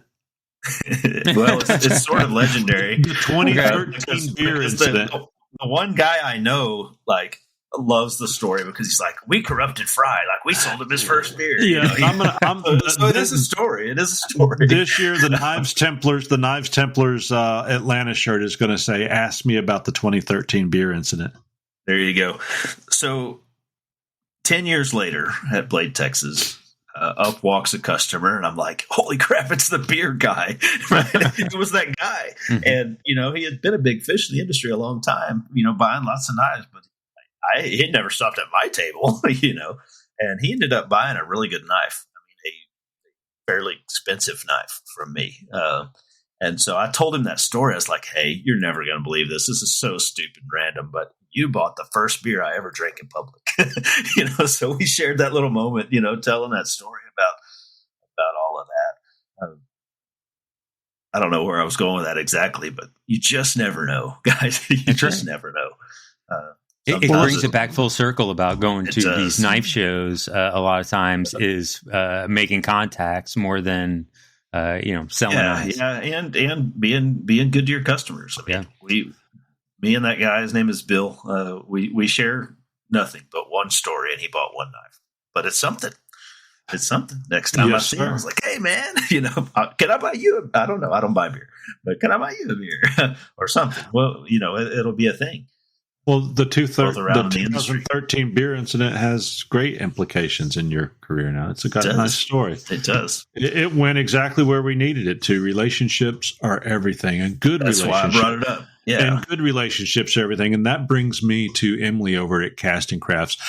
Everybody likes Emily except Jason's wife, but that's purely because she doesn't like the name it's Emily. It's a coincidence, I'm sure. But very coincidental. But you can find her at castingcrafts.com. She makes some of the most beautiful scales in the world, styles and patterns. Matter of fact, if you don't see what you like there, you contact her like I did and say, will you make me this? And I'm not going to talk about it again because I do it every episode and everybody will give me cross-eyed. But if you see something you want, if you want hamburger in your scales and you can freeze dry it, by gosh, you'll find a way to get them in there and you can make a hamburger scale knife. So I saw one today she posted of General Lee, orange scales with a Confederate flag on one side and a number 10 on the other side, like a General Lee set of that's scales. pretty cool. Well, she's do that. She's from Belgium. She doesn't have a side in that fight, right? She doesn't care, but it's a dadgum cool set of scales. Do you know what really interesting. Do you know what the national sport of Belgium is? I have no idea. Feather bowling. Yogurt. I was going to say yogurt making. I don't know. Feather bowling. You've seen that game curling that the Canadians like to play and some of the people along the border? Well, if you picture that, like that curling stone, but on its side, like a tire, but it looks like a curling stone, and you have this convex lane, kind of like a bocce ball court, but it's packed down and it's convex. And at one end, you stick a feather in the ground and you roll this wheel down that thing and it's rolling back and forth in that and you try to get it to fall over as close as you can to the feather. It's called feather bowling. I played that we were owned by a Belgian company when I was up in Michigan for a period of time, and they just loved to take me and other managers to the Caju Cafe so we could eat mussels, drink Belgian beer, and go feather bowling.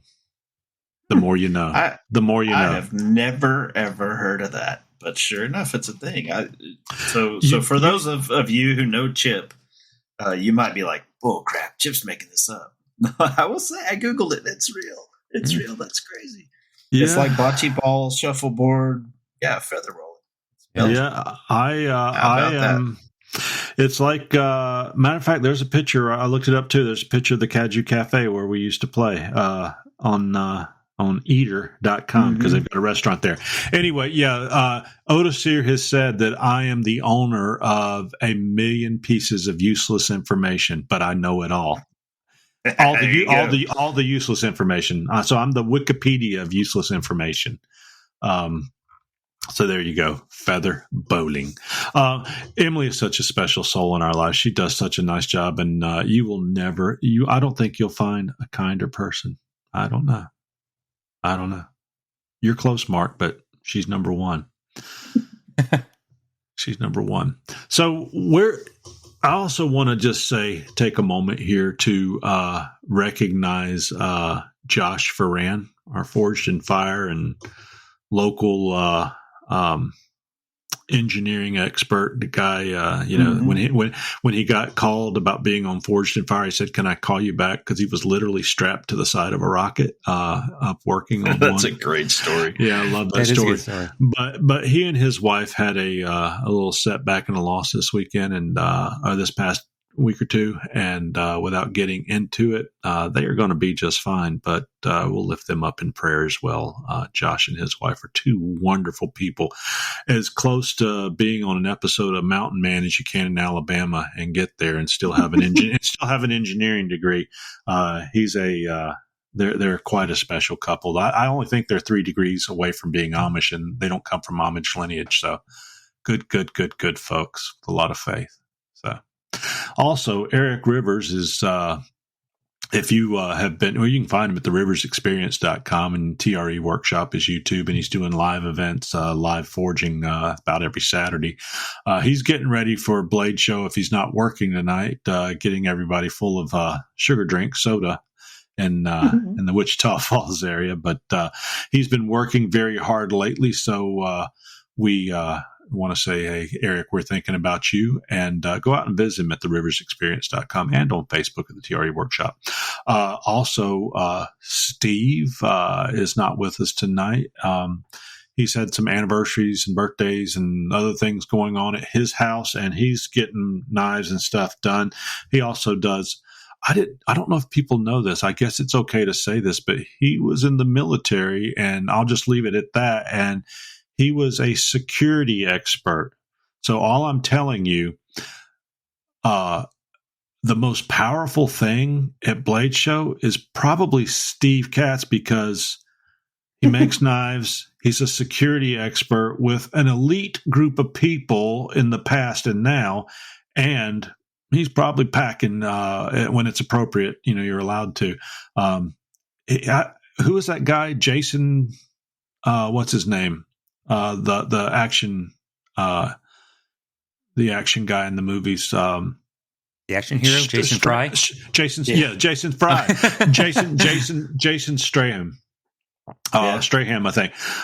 Steve Katz is the South African Jason Strahan, I do believe. Yeah, the big British guy. I know who you're talking about. Yeah. So he's not with us tonight. Otis here is probably making some Damascus in the nude in a park because there's a full moon overhead. Can't see it because it's cloudy and snowing, but he can feel it. So I did send y'all a video of Otis here warming up for nude forging in the park earlier today. Y'all saw that, did you not? He was clothed at the time, but he was warming up. I still have trauma from that, Chip. Thanks for bringing it back up.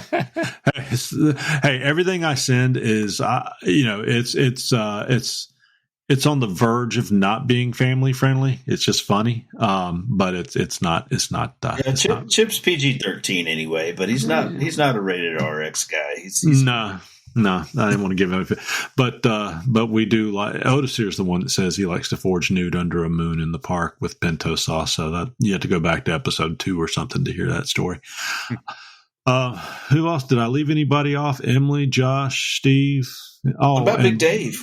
Dave, I don't know where Dave is or what Dave's doing. We don't hear from him all that much. So I talked to Dave a couple of weeks ago.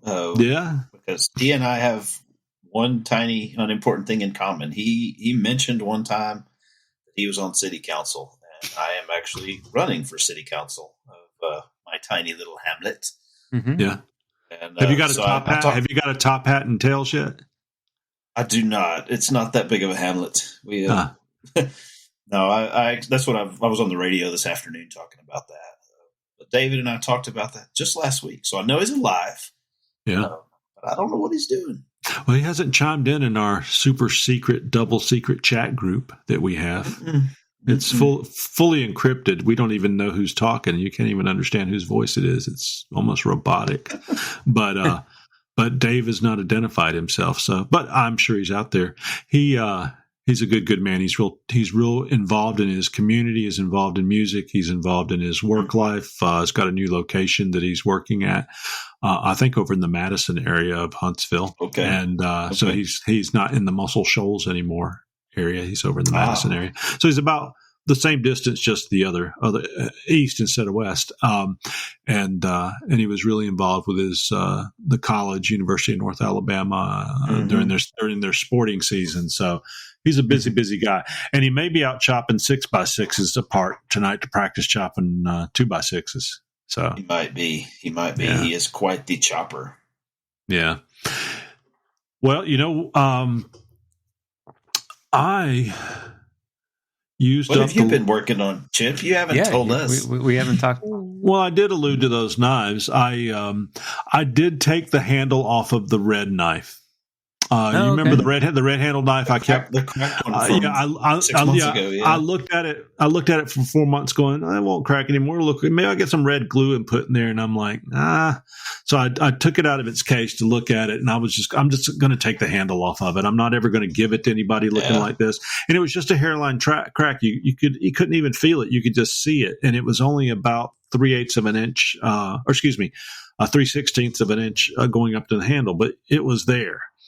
So I decided after that amount of time, I'm not going to give it to my sons or anything. It'll just end up cracking 20 years from now. So I'm just going to take it off. When I went to take it off, it was split down one side. So it had finally let go. So it made me feel good that I made that decision before it had totally split. Right. So I went and stonewashed it because I haven't taken one of those type blades and stonewashed them yet. Yeah. And so I acid and dipped it and then stonewashed it. And now I'm going to put a nice looking handle on there. If not this weekend, sometime in the middle of the week. And I'm going to use it as one of my guild knives. So that's going to leave me one more knife to make because it's a very nice ground knife. Just needs to have a very beautiful handle put back on it. So I'm going to just make a full tang knife for my fourth knife. Something a little simple, something probably, I like to use the word Trollski-ish because I really like that style. The knives that I said I'm making now don't necessarily have a Trollski blade design, but they got that Trollski kind of handle, that simple, a teardrop on the back. It's a very comfortable. It's a very comfortable design, and it's an easy handle to make. But it's if you do it right. So I think I'm going to make something very simple like that because the other ones stand out to the amount of work that went into them. Then just make something just kind of classically simple that looks good, making sure all of the scratches are out of it so that Fry don't give me the look anymore and hurt my feelings. Anyway, I got to finish up that fourth knife, but I am going to take that knife. Other things I told you guys, I'm making those 7 knives. I've got a part of the Shegman custom shop. I do have a customer for that. And I've got a gentleman that bought knives for his 4 sons, and we'll be having a Teams meeting on Saturday at 11 o'clock they're going to share their knife designs with me. They're going to email them to me, and we're going to look at them on paper and mark them up, and then get length and talk about handle materials, what type of grind they want. Do they want jimping? They're going to want a karambit, chef knife, hunter, Skinner. Yeah, a katuna with a gut hook. and that's our opportunity to reel all that in. And if you want a katuna with a gut hook, by gosh, you're going to get one. If you want a katuna with a hammer head on the end of it, so you can use it for both, by gosh, you're going to get one. But seriously, for me to put my mark on it, it's got to make sense. I think you guys are probably the same way. Same. So I wouldn't make a Katuna with a gut hook, but it gives them input, and when you deliver it to them, you guys have done this before. Yeah, when you all give the them time. the input, they help make that knife. And I think what I was saying before is that when I buy my guitars, I haven't bought a guitar in 3 years. Got plenty of guitars right now. Hats and guitars are my weakness. I buy my guitars through the Fender Custom Shop and have them custom made.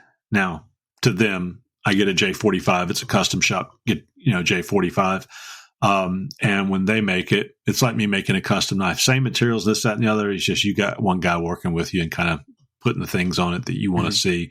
And then he's your luthier, and he just tunes it up, and it's just beautiful for you.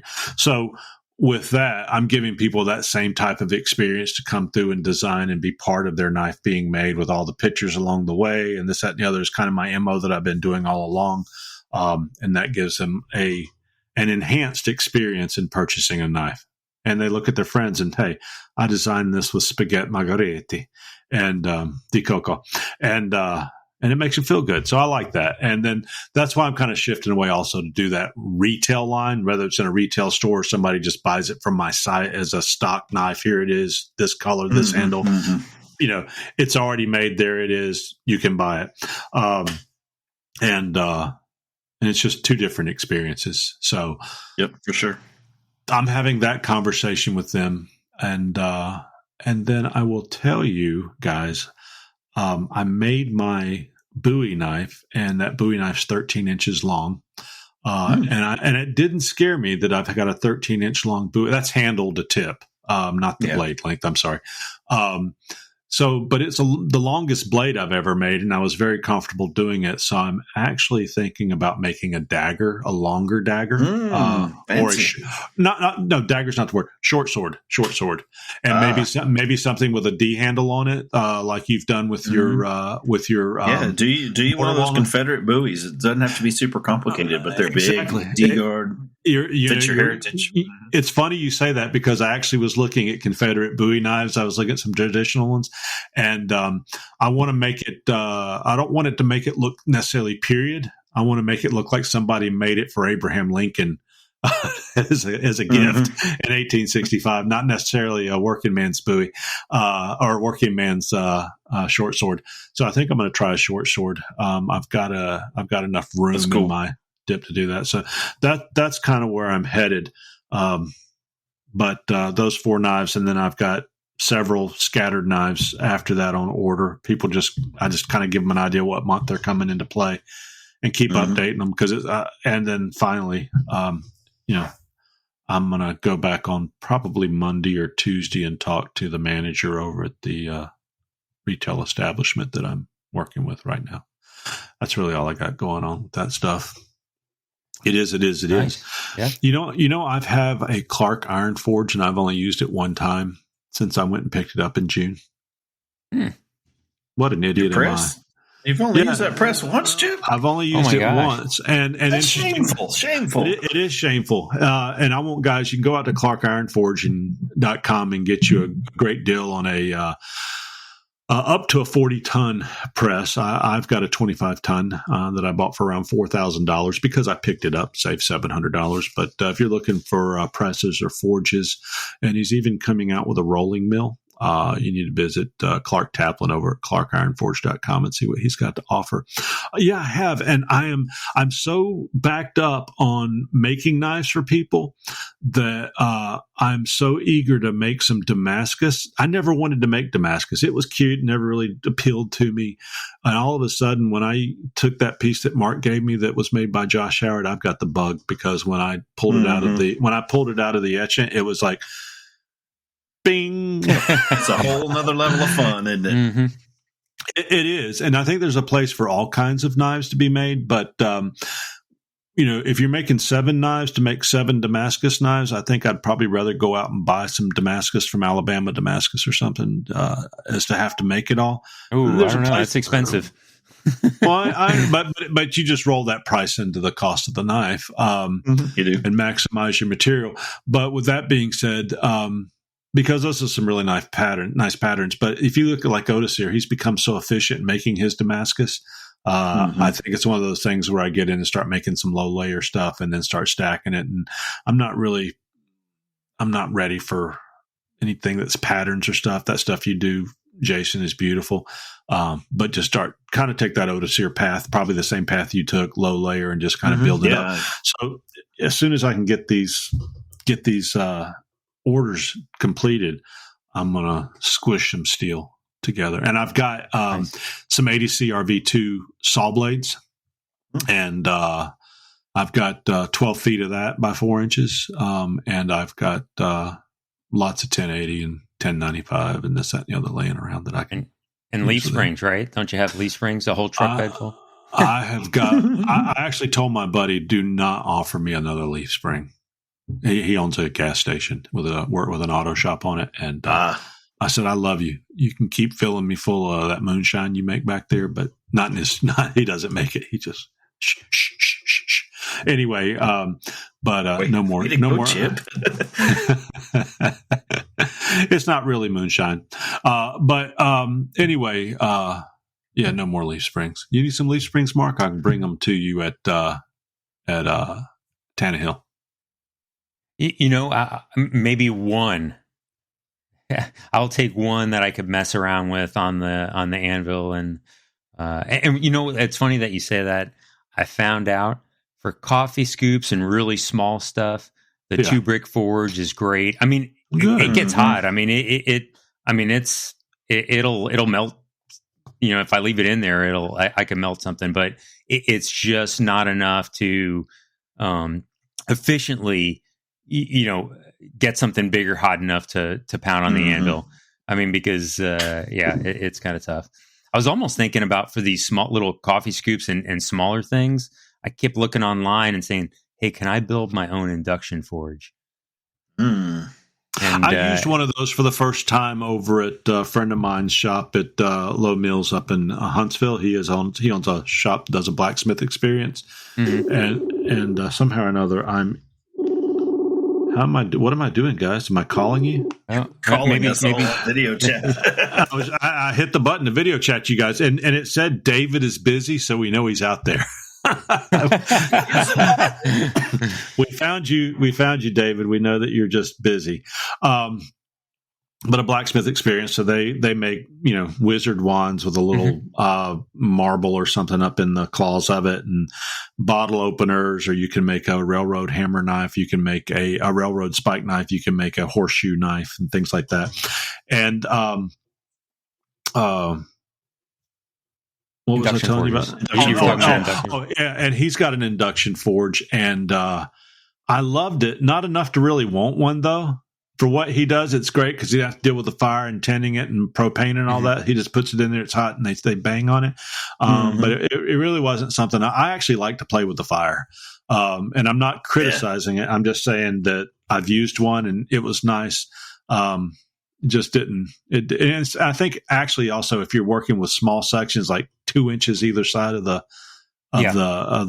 fitting or the induction coil, it's fine. I actually like fire better though, but it's cool if you want to make one for what you do. I mean, that'd be fine, but you need to go out and, even just buying a 2-burner Hell's Forge off of Amazon does a great job. That's what I'm going to do is I'm just going to get, I'm going to get a smaller, or, buy some more fire bricks and make a 2-burner. But I just need a 2-burner. And you can buy the burners if you don't want to make them. You can buy the burners on Amazon very cheap. Yeah, that's probably easier. I mean, and you weld just too, easy. Right?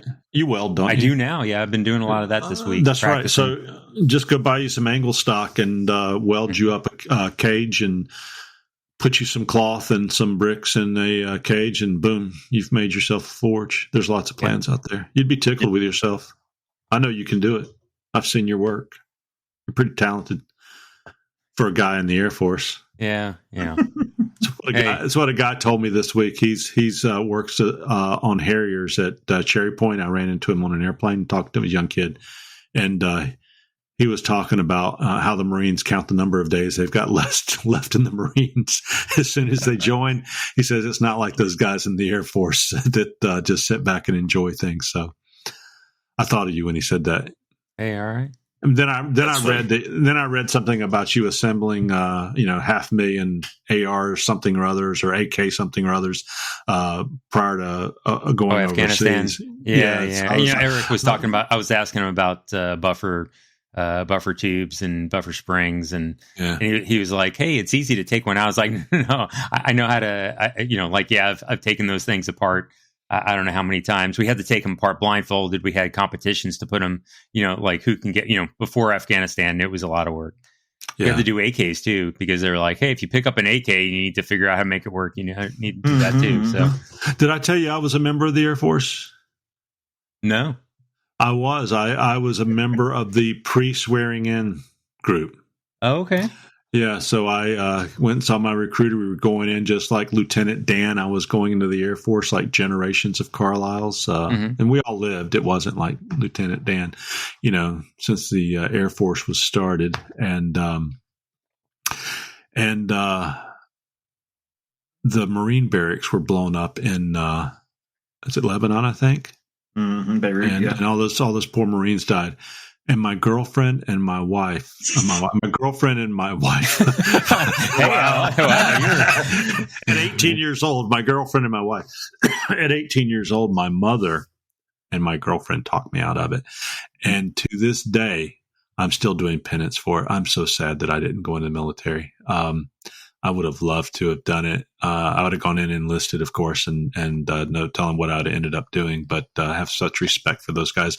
And my dad was actually flew on an RB-50. I guess it's a reconnaissance bomber. Mm-hmm. I love the stories. I love the pictures and everything. And I'm the one Carlisle that from his lineage that didn't go in the military. So I was Cub Master Chip. For 6 years, though.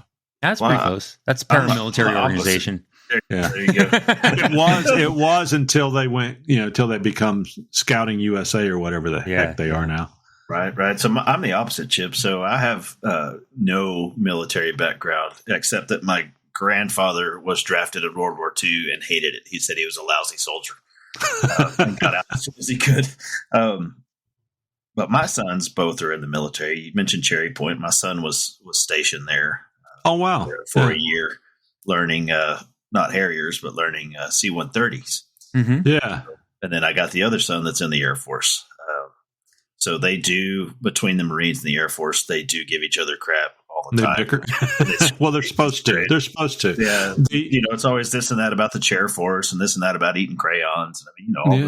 It's good. It's good. Yeah, I drove by the gates of Cherry Point this past week. So I had to. We got out. They were going to. They had a ice storm over there. I got there on Monday, and we flew out Tuesday afternoon because there was supposed to be an ice storm on Wednesday, and they did get it, and it was still melting today. So we'd have been stuck there all week, and I got to go back there again in a few weeks. But I love that area. I actually enjoy interfacing with the soldiers. My parents lived in Havelock, North Carolina, when I was in college, and when I was going to college, I should say at the time. And I used to go out to Havelock, which is near Cherry Point. And when I go out to Atlantic Beach and everything, the Marines were always the nicest. These were enlisted guys, just some of the nicest guys in the world, and treated me well, even though I wasn't a Marine. They were just very respectful young men, really. And I'm sure all branches do that. But yeah, I was looking back on it now. I took it for granted back then, but yeah, good guys. And it's hard to be a man that's 60 years old that didn't serve my country in that capacity, because I think I always have a little guilt because I come from a generation that I didn't do that, and I wish I had. I really wish I had. I probably would have grown up about 10 years faster too. Than I made some of the mistakes I did. Maybe. Yeah. So Jason, we both salute you, Mark, for definitely. You were a crew chief on. If the listeners don't know, you were maintenance crew chief. Yeah. So I started off. I did 12 years as a crew chief. on heavy, mostly bombers. And after that, went to college, got my degree, and then got commissioned, and then spent the remainder of my 33 as in general, an aircraft maintenance officer, manager. But then did a whole bunch of different stuff, right? Like you said, 33. You were in for 33 years? Yep, 33 years. Oh my gosh! Thank you for that. Wow. He started when he was like 11. That's right. Yeah, no, I started when in fact, I had my 19th birthday in basic training. Did you know MacArthur? I know it's a different branch, but did you know him? You were in a long time ago. Yeah, I was. What year did you go in? I went in 89. Oh, okay. Wow. And so, and which is the reason, right? Like we all talked about retirement. And it's funny, there was multiple times when the airline industries when I was enlisted, the airline industries were hiring and they were paying good money for, what I did in the Air Force at the time. And at 11 years or so, I was 10 years, I was thinking about getting out. And my dad was like, it's like, Mark, he's like, I didn't stay in the Navy. When you're in 20 years, you can have a retirement for the rest of your life. And then he's like, I was like, hey, so, he convinced me to stay a little longer. And then one thing led to another. And then all of a sudden it's like 33 years. So, is there any benefit? Is there any financial other benefit to staying 33 years beyond the 20 years? Well, every year it's 2.5% increase, depending on what retirement plan you're under.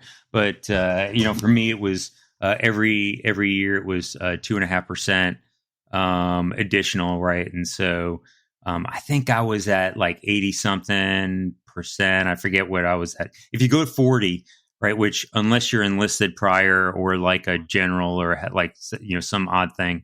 If you get to 40, I think you can get 100%. And what was your rank when you left? I was a lieutenant colonel in 05. Man, oh man, listen at you. No wonder you got that fancy suit to wear to the balls. When those guys tell you, sir, you should wear a tux, you could be like, hold my beer and then punch them. There's a lot of veterans. There's a lot of veterans at the balls. Yeah. Good, because I say probably those guys that say you really should wear a tux, my man, probably never were never in the Air Force and don't make knives. So since we're talking about inter branch rivalry, the reason we went to the shooting range on Tuesday for Valentine's Day is because last weekend we were in Fort Worth for the All Academies gymnastics. Oh yeah. So your son looks like what is it, something Van Damme? What's his name? Jean-Claude, not Kevin. Yeah. Kevin's he's skinny. Yeah, he looks like Jean-Claude Van Damme. That damn kid of yours is just he's ripped because he works his butt off. Yeah. But anyway, so the Air Force won against West Point and the Naval Academy. Nice. So they are the All Academy champions for the third year in a row. And the Academy's always had a pretty good gymnastics team. They have. Throughout the years, they've really fostered the gymnastics team, which is great.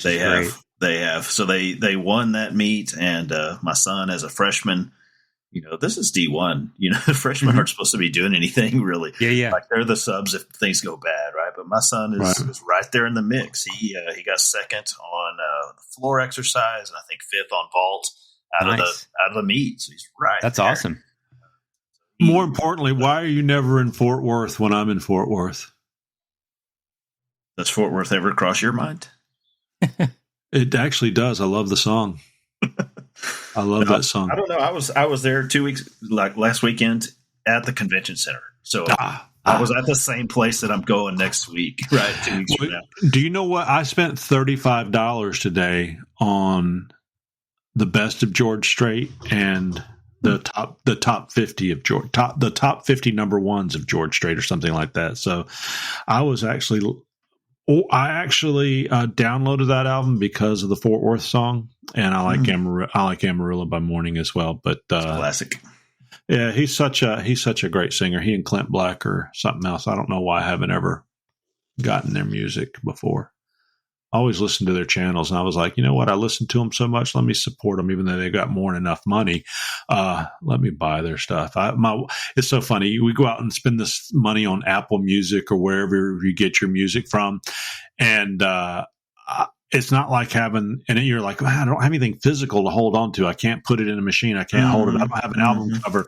But honestly, all that stuff always tore up anyway over the years. And, you know, I know you can still get that stuff and buy vinyl and all that, but who's playing their cassette tapes, you know, from the 80s and early 90s even see, my wife still plays CDs and my kids laugh at her for doing that. And I remember when that was number one. I still have the 8-track out of my 76 Trans Am. Only thing I have left, I took it out because I put a stereo in it.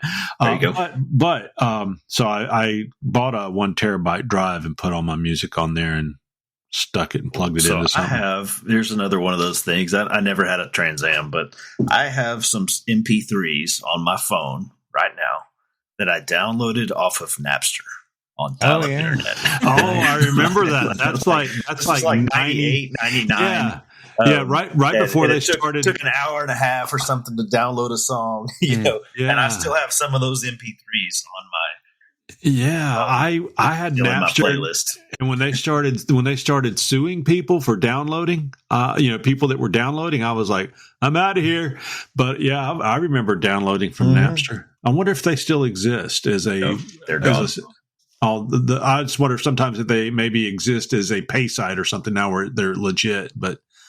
You know, Kmart still exists out there. You can go to Kmart.com and you can buy a Shagman knife. No, it's funny how you can go to like Sears.com, Kmart.com still as a name and order off of there. But you need to take your kids to Kmart.com, Jason, and introduce them to the beauty that was. Yeah, maybe so. Do you remember, did you guys ever have a Kmart submarine sandwich from the deli when you walked in the front? Your parents ever buy you one of those? I have not. God. I used to make the sub sandwiches at Kmart, and I coincidentally to all this, I don't know why, things pop up on my Facebook page, and it says things lately are like recipes, and it may be because I've been baking and all that stuff.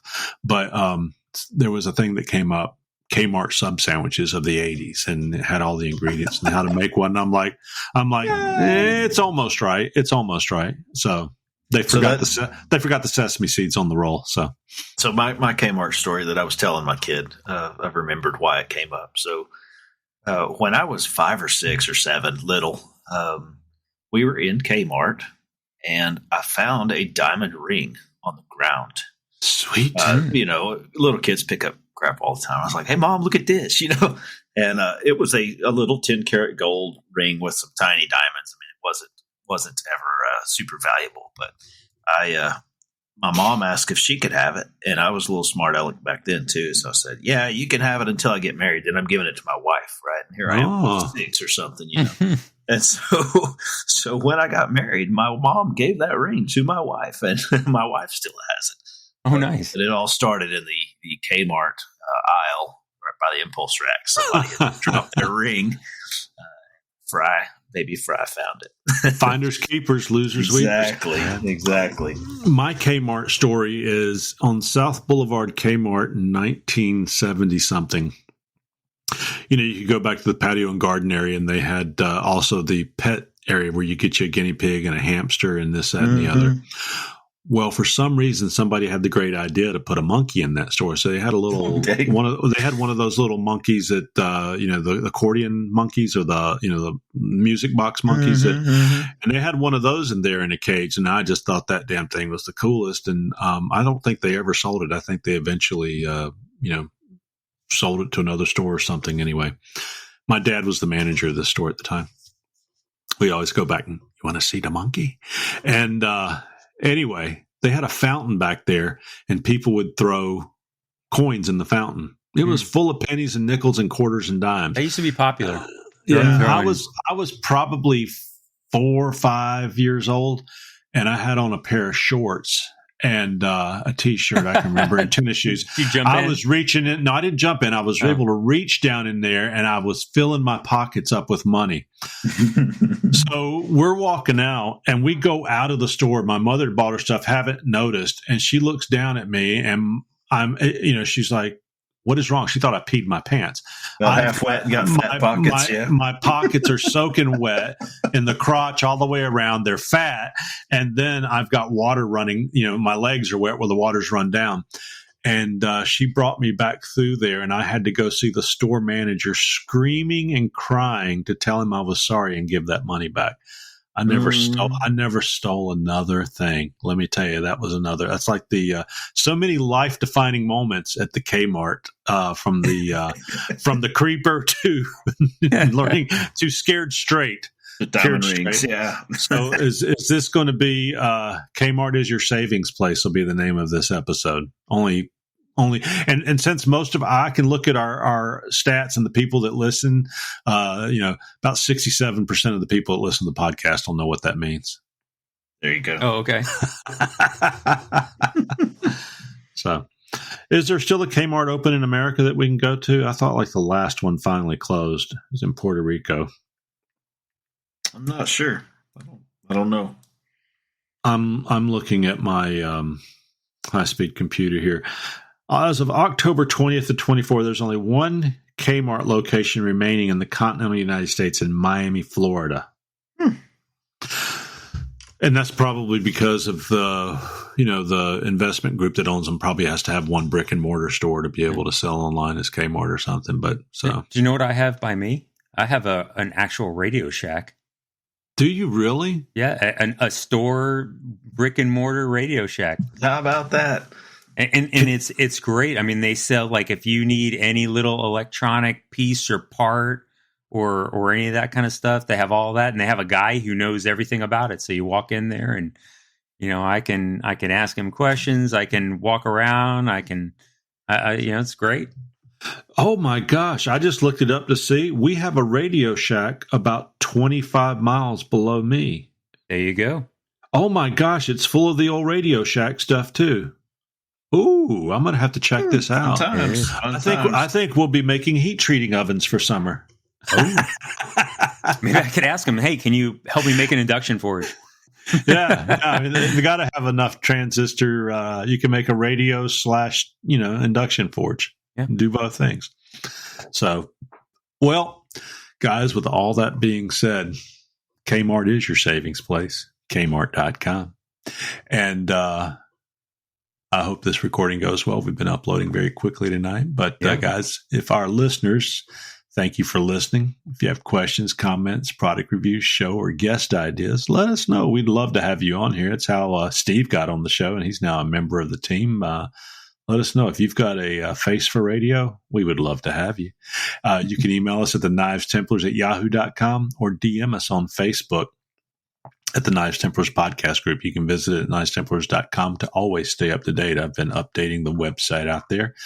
This episode was sponsored by, I didn't speak, Two Bastards. You can find them on Facebook, F&M Metalworks, Two Bastards Hammers. You can find them out there on Facebook again. TR Maker, Clark Iron Forge, The Rivers Experience, castingcrafts.com, Ameribraid, Pops Knife Supplies, Maritime Knife Supply, Phoenix Abrasives, and Templar's Tent at checkouts for 10% off your order. I hope you're listening to us on iHeartRadio, Spotify, Apple Podcasts, YouTube Music, Anchor, Amazon, YouTube Video, and Castbox. Listen on any one of those, and you can see us at the Knives Templars Podcast on Facebook at any time, or at thenivestemplars.com, and you can contact us there. Again, knivestemplars@yahoo.com. And with all that being said, guys, I think it's time for you to say, hey, good night, everybody. Yeah, good or night. Good morning, whatever time it is there. There you go. Good night. Tranquility Base here. The Eagle has landed.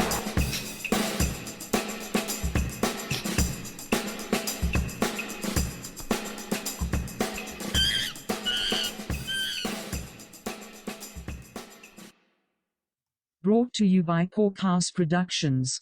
Oinky, oinky, oinky. Now that I've realized that we've got that damn monkey in the closing in that story I just told you, now I get PSD every time I hear about it. It's like, I'm sorry, I didn't mean to take the money. Yes, I did, but I'm sorry, I'll never do it again. Sorry. I thought you were going to go a different direction. Like, all I wanted was a monkey, and they just wouldn't give it to me. Touch my monkey. touched the monkey. What was that thing on Sprockets on Saturday Night Live? I don't know. I remember there was a guy that always talked about a minky. It was they're like German guys. Touch my monkey. I don't know. Yeah, it's called Sprockets. It was a Saturday Night Live ongoing skit. And then there was Shock the Monkey, Peter Gabriel. That's right. Well, that one either. Yeah. Peter Gabriel was in what band before he was a solo artist? Dun, dun, dun, dun, dun, dun, dun. Dun, dun, dun, dun, Genesis. Dun, dun, dun. I don't know. There you go. Very Is good. Hey, nice. I was going to say Chicago, but I think that's Peter Cetera. Peter Cetera, yes, yes. He was really weird. He wore his hair really long, but shaved the middle of his head and wore makeup. And then he kind of looked normal in the early 80s, and then he got weird, and then he got normal again. So good singer. Your Eyes. I love that song. He's got a he's got a beautiful, beautiful group of songs. Well, what are you doing this weekend, Mark? Well, I'm pretty busy this weekend. Actually, tomorrow morning I'm headed to that battle at the battleship. I was going to say it in the battleship tomorrow. Cool. Yeah. Yep. Yeah. And so I'm going to hang out there for a little while. If they don't finish up that early, I'm going to have to leave because we have a Mardi Gras ball on Saturday night and Sunday night. Wearing the tux or the suit? It's going to be the tux. Yeah, no, it's going to be the actual tux. Have you got a top hat yet? I don't, but I have a black cowboy hat. Well, that looks good. What kind of is it? Wool or what's the felt you're using? Yeah, it's like a 10X or I haven't had it out in a while. If it's 10X, who makes it? What brand is it? I have to break it out again. I don't think it's a Stetson. Bailey's maybe. Bailey's 10X. Yeah. 10X typically means you're going to have some beaver fur in it, but 10X really isn't a standard. They all use it as a different rating system, so it's different from company to company. But if they're selling it as a 10X, typically, did you pay $300 to $500 for that? I think it was probably closer to 3. I wouldn't have. I mean, I bought it a while ago, so I wouldn't have paid $500 for a hat at the time. It's probably a mixed beaver and rabbit is what I would think. So it's probably a really nice hat. That'd look good with that tux. I actually like that better than a top hat. I was going to refer you to Hats by Grizz for a top hat, but I would go with that cowboy hat. That's excellent. Jason, you getting ready for knife show or? I'm actually making sausage. So tomorrow I've got 40 pounds of venison and pork to do sausage tomorrow. Like you talked about having a knife that you just didn't handle wasn't right. I mean, dead nuts. Yeah. I've got one I got to bust off. I had some jig bone scales that cracked around the pin. Got to rehandle that one. I took a rehandle job just from a walk-in customer also. Just piddle around after I finish the sausage making. I got to get it. It'll take all day probably, and then I'll run the smoker on Sunday and work in the shop. So sweet. So, what kind of smoker you got? Just a homemade. Actually, traded it for a pocket knife lesson. The guy wanted to learn how to a barrel smoker. Yeah, offset firebox. Yeah. The guy wanted to learn how to make pocket knives, so he came over and I gave him a class. Blind leading the blind, but I helped him make a pocket knife, and he gave me a smoker. Well, that's cool. Pretty good deal. Yeah, I've been thinking about getting my smoker out and doing some stuff. I haven't smoked anything since Thanksgiving, so I've got a bullet smoker, a large Weber bullet, and I use lump charcoal in it. And when I use it, and then throw some wood in it, it usually turns out really good. Been thinking about that, but how long is it going to take me to put 6 handles on tomorrow on full tanks, Jason? 4 or 5 hours? Yeah, at least just to get them glued up. Yeah, so if you'll glue 2 or 3 of them, then you might could do something else and then come. I don't know. Yeah, it'll take. Well, it'll take 2 hours at least. Well, I'll shape them. If you put it in front of heat. I'll shape them on Sunday. Okay, yeah, this shouldn't take that long then. But the knife's already polished. Yeah, the knives are ready to go. I just got to drill the holes in the wood. The wood is all the probably wood handle came 6 in 3 or 4 hours. Yeah, the wood came from what's that name of that company? Woodcraft. Okay, yeah. Yeah. Yeah. What was that? Was that orange or like that one wood that I said on that on your that last knife I did? Yeah. It was just bloodwood. Oh, bloodwood is what it was? Yeah. So it looked good against the dark blade. Yeah, and since these are working knives, what I'm doing with them is I'm heat setting beeswax into them with some oil. And so it's the Woodcraft scales that you can get for $9-10 a piece, and they're already planed very nice and flat. So you just rough them up a little bit, you drill through them and put them on there, though. So they go together very easily. Don't have to do really any flattening. And then when I sand them out, then I go back and I put a mixture of linseed oil and beeswax. It's yellow. And then after that, I have a heat gun and I heat set it in there, and I do 3 cycles of that. So it really sucks that in there. And then I let it cool and dry. Don't get it over hot. Don't get me wrong. Just enough to melt the oil or melt the wax. And I let that heat and dry, and it's impregnated down there. So as a working knife, it's perfect. And then I'm going to include them a can of linseed oil, beeswax, knife protectant, so they can put it on the handle and the blades, and they'll be perfect forever like that. So that's, and when I talk about a retail line, that's not going to be expensive, stabilized wood handles and all that. I'm going to use hardwood and nice stuff, but, and I'll buy it in bulk. When I say in bulk, I won't be going through Woodcraft to pick out this and this. I'll buy a box of something from somebody that's planed down very nice. And, but I'll use hardwood, and then I'm going to, I got that talking to somebody using the linseed and the beeswax impregnated in, and I put it on one of my knives and carried it around for 4 or 5 weeks, and it's just beautiful. And then and because it's already got the beeswax, everything in it, you wipe it down with a soft cotton cloth or whatever, and it shines right back. Yeah, it's really neat. So if they keep doing that and protecting it, it'll be fine. You may get a little weather, thermocycling where, it's a little fat on the spine or a little skinny of the spine. I mean, I would assume that can happen since it's a natural product, but it won't be detrimental to it. That's just normal growing and shrinking. So we'll see. Cool. Eventually in 100 years, the knife handle will fall off because of that, but not anytime soon. Right. So you're making sausage. What do you use? What do you use to put your sausage in your skins? So I've actually got an old hand crank grinder that I bought at an antique store 25 years ago. That works best for stuffing. I have a Cabela's electric that I can crank that grinds real fast. Yeah, it grinds ridiculously, amazingly fast, but it stuffs exceptionally, stupidly slow. So I think I'm going to go both. I think I will probably in the morning get up and grind all the meat. It's probably 40 pounds worth. Probably won't take me super long. Yeah. Then I'll switch over to the hand cranker and stuff.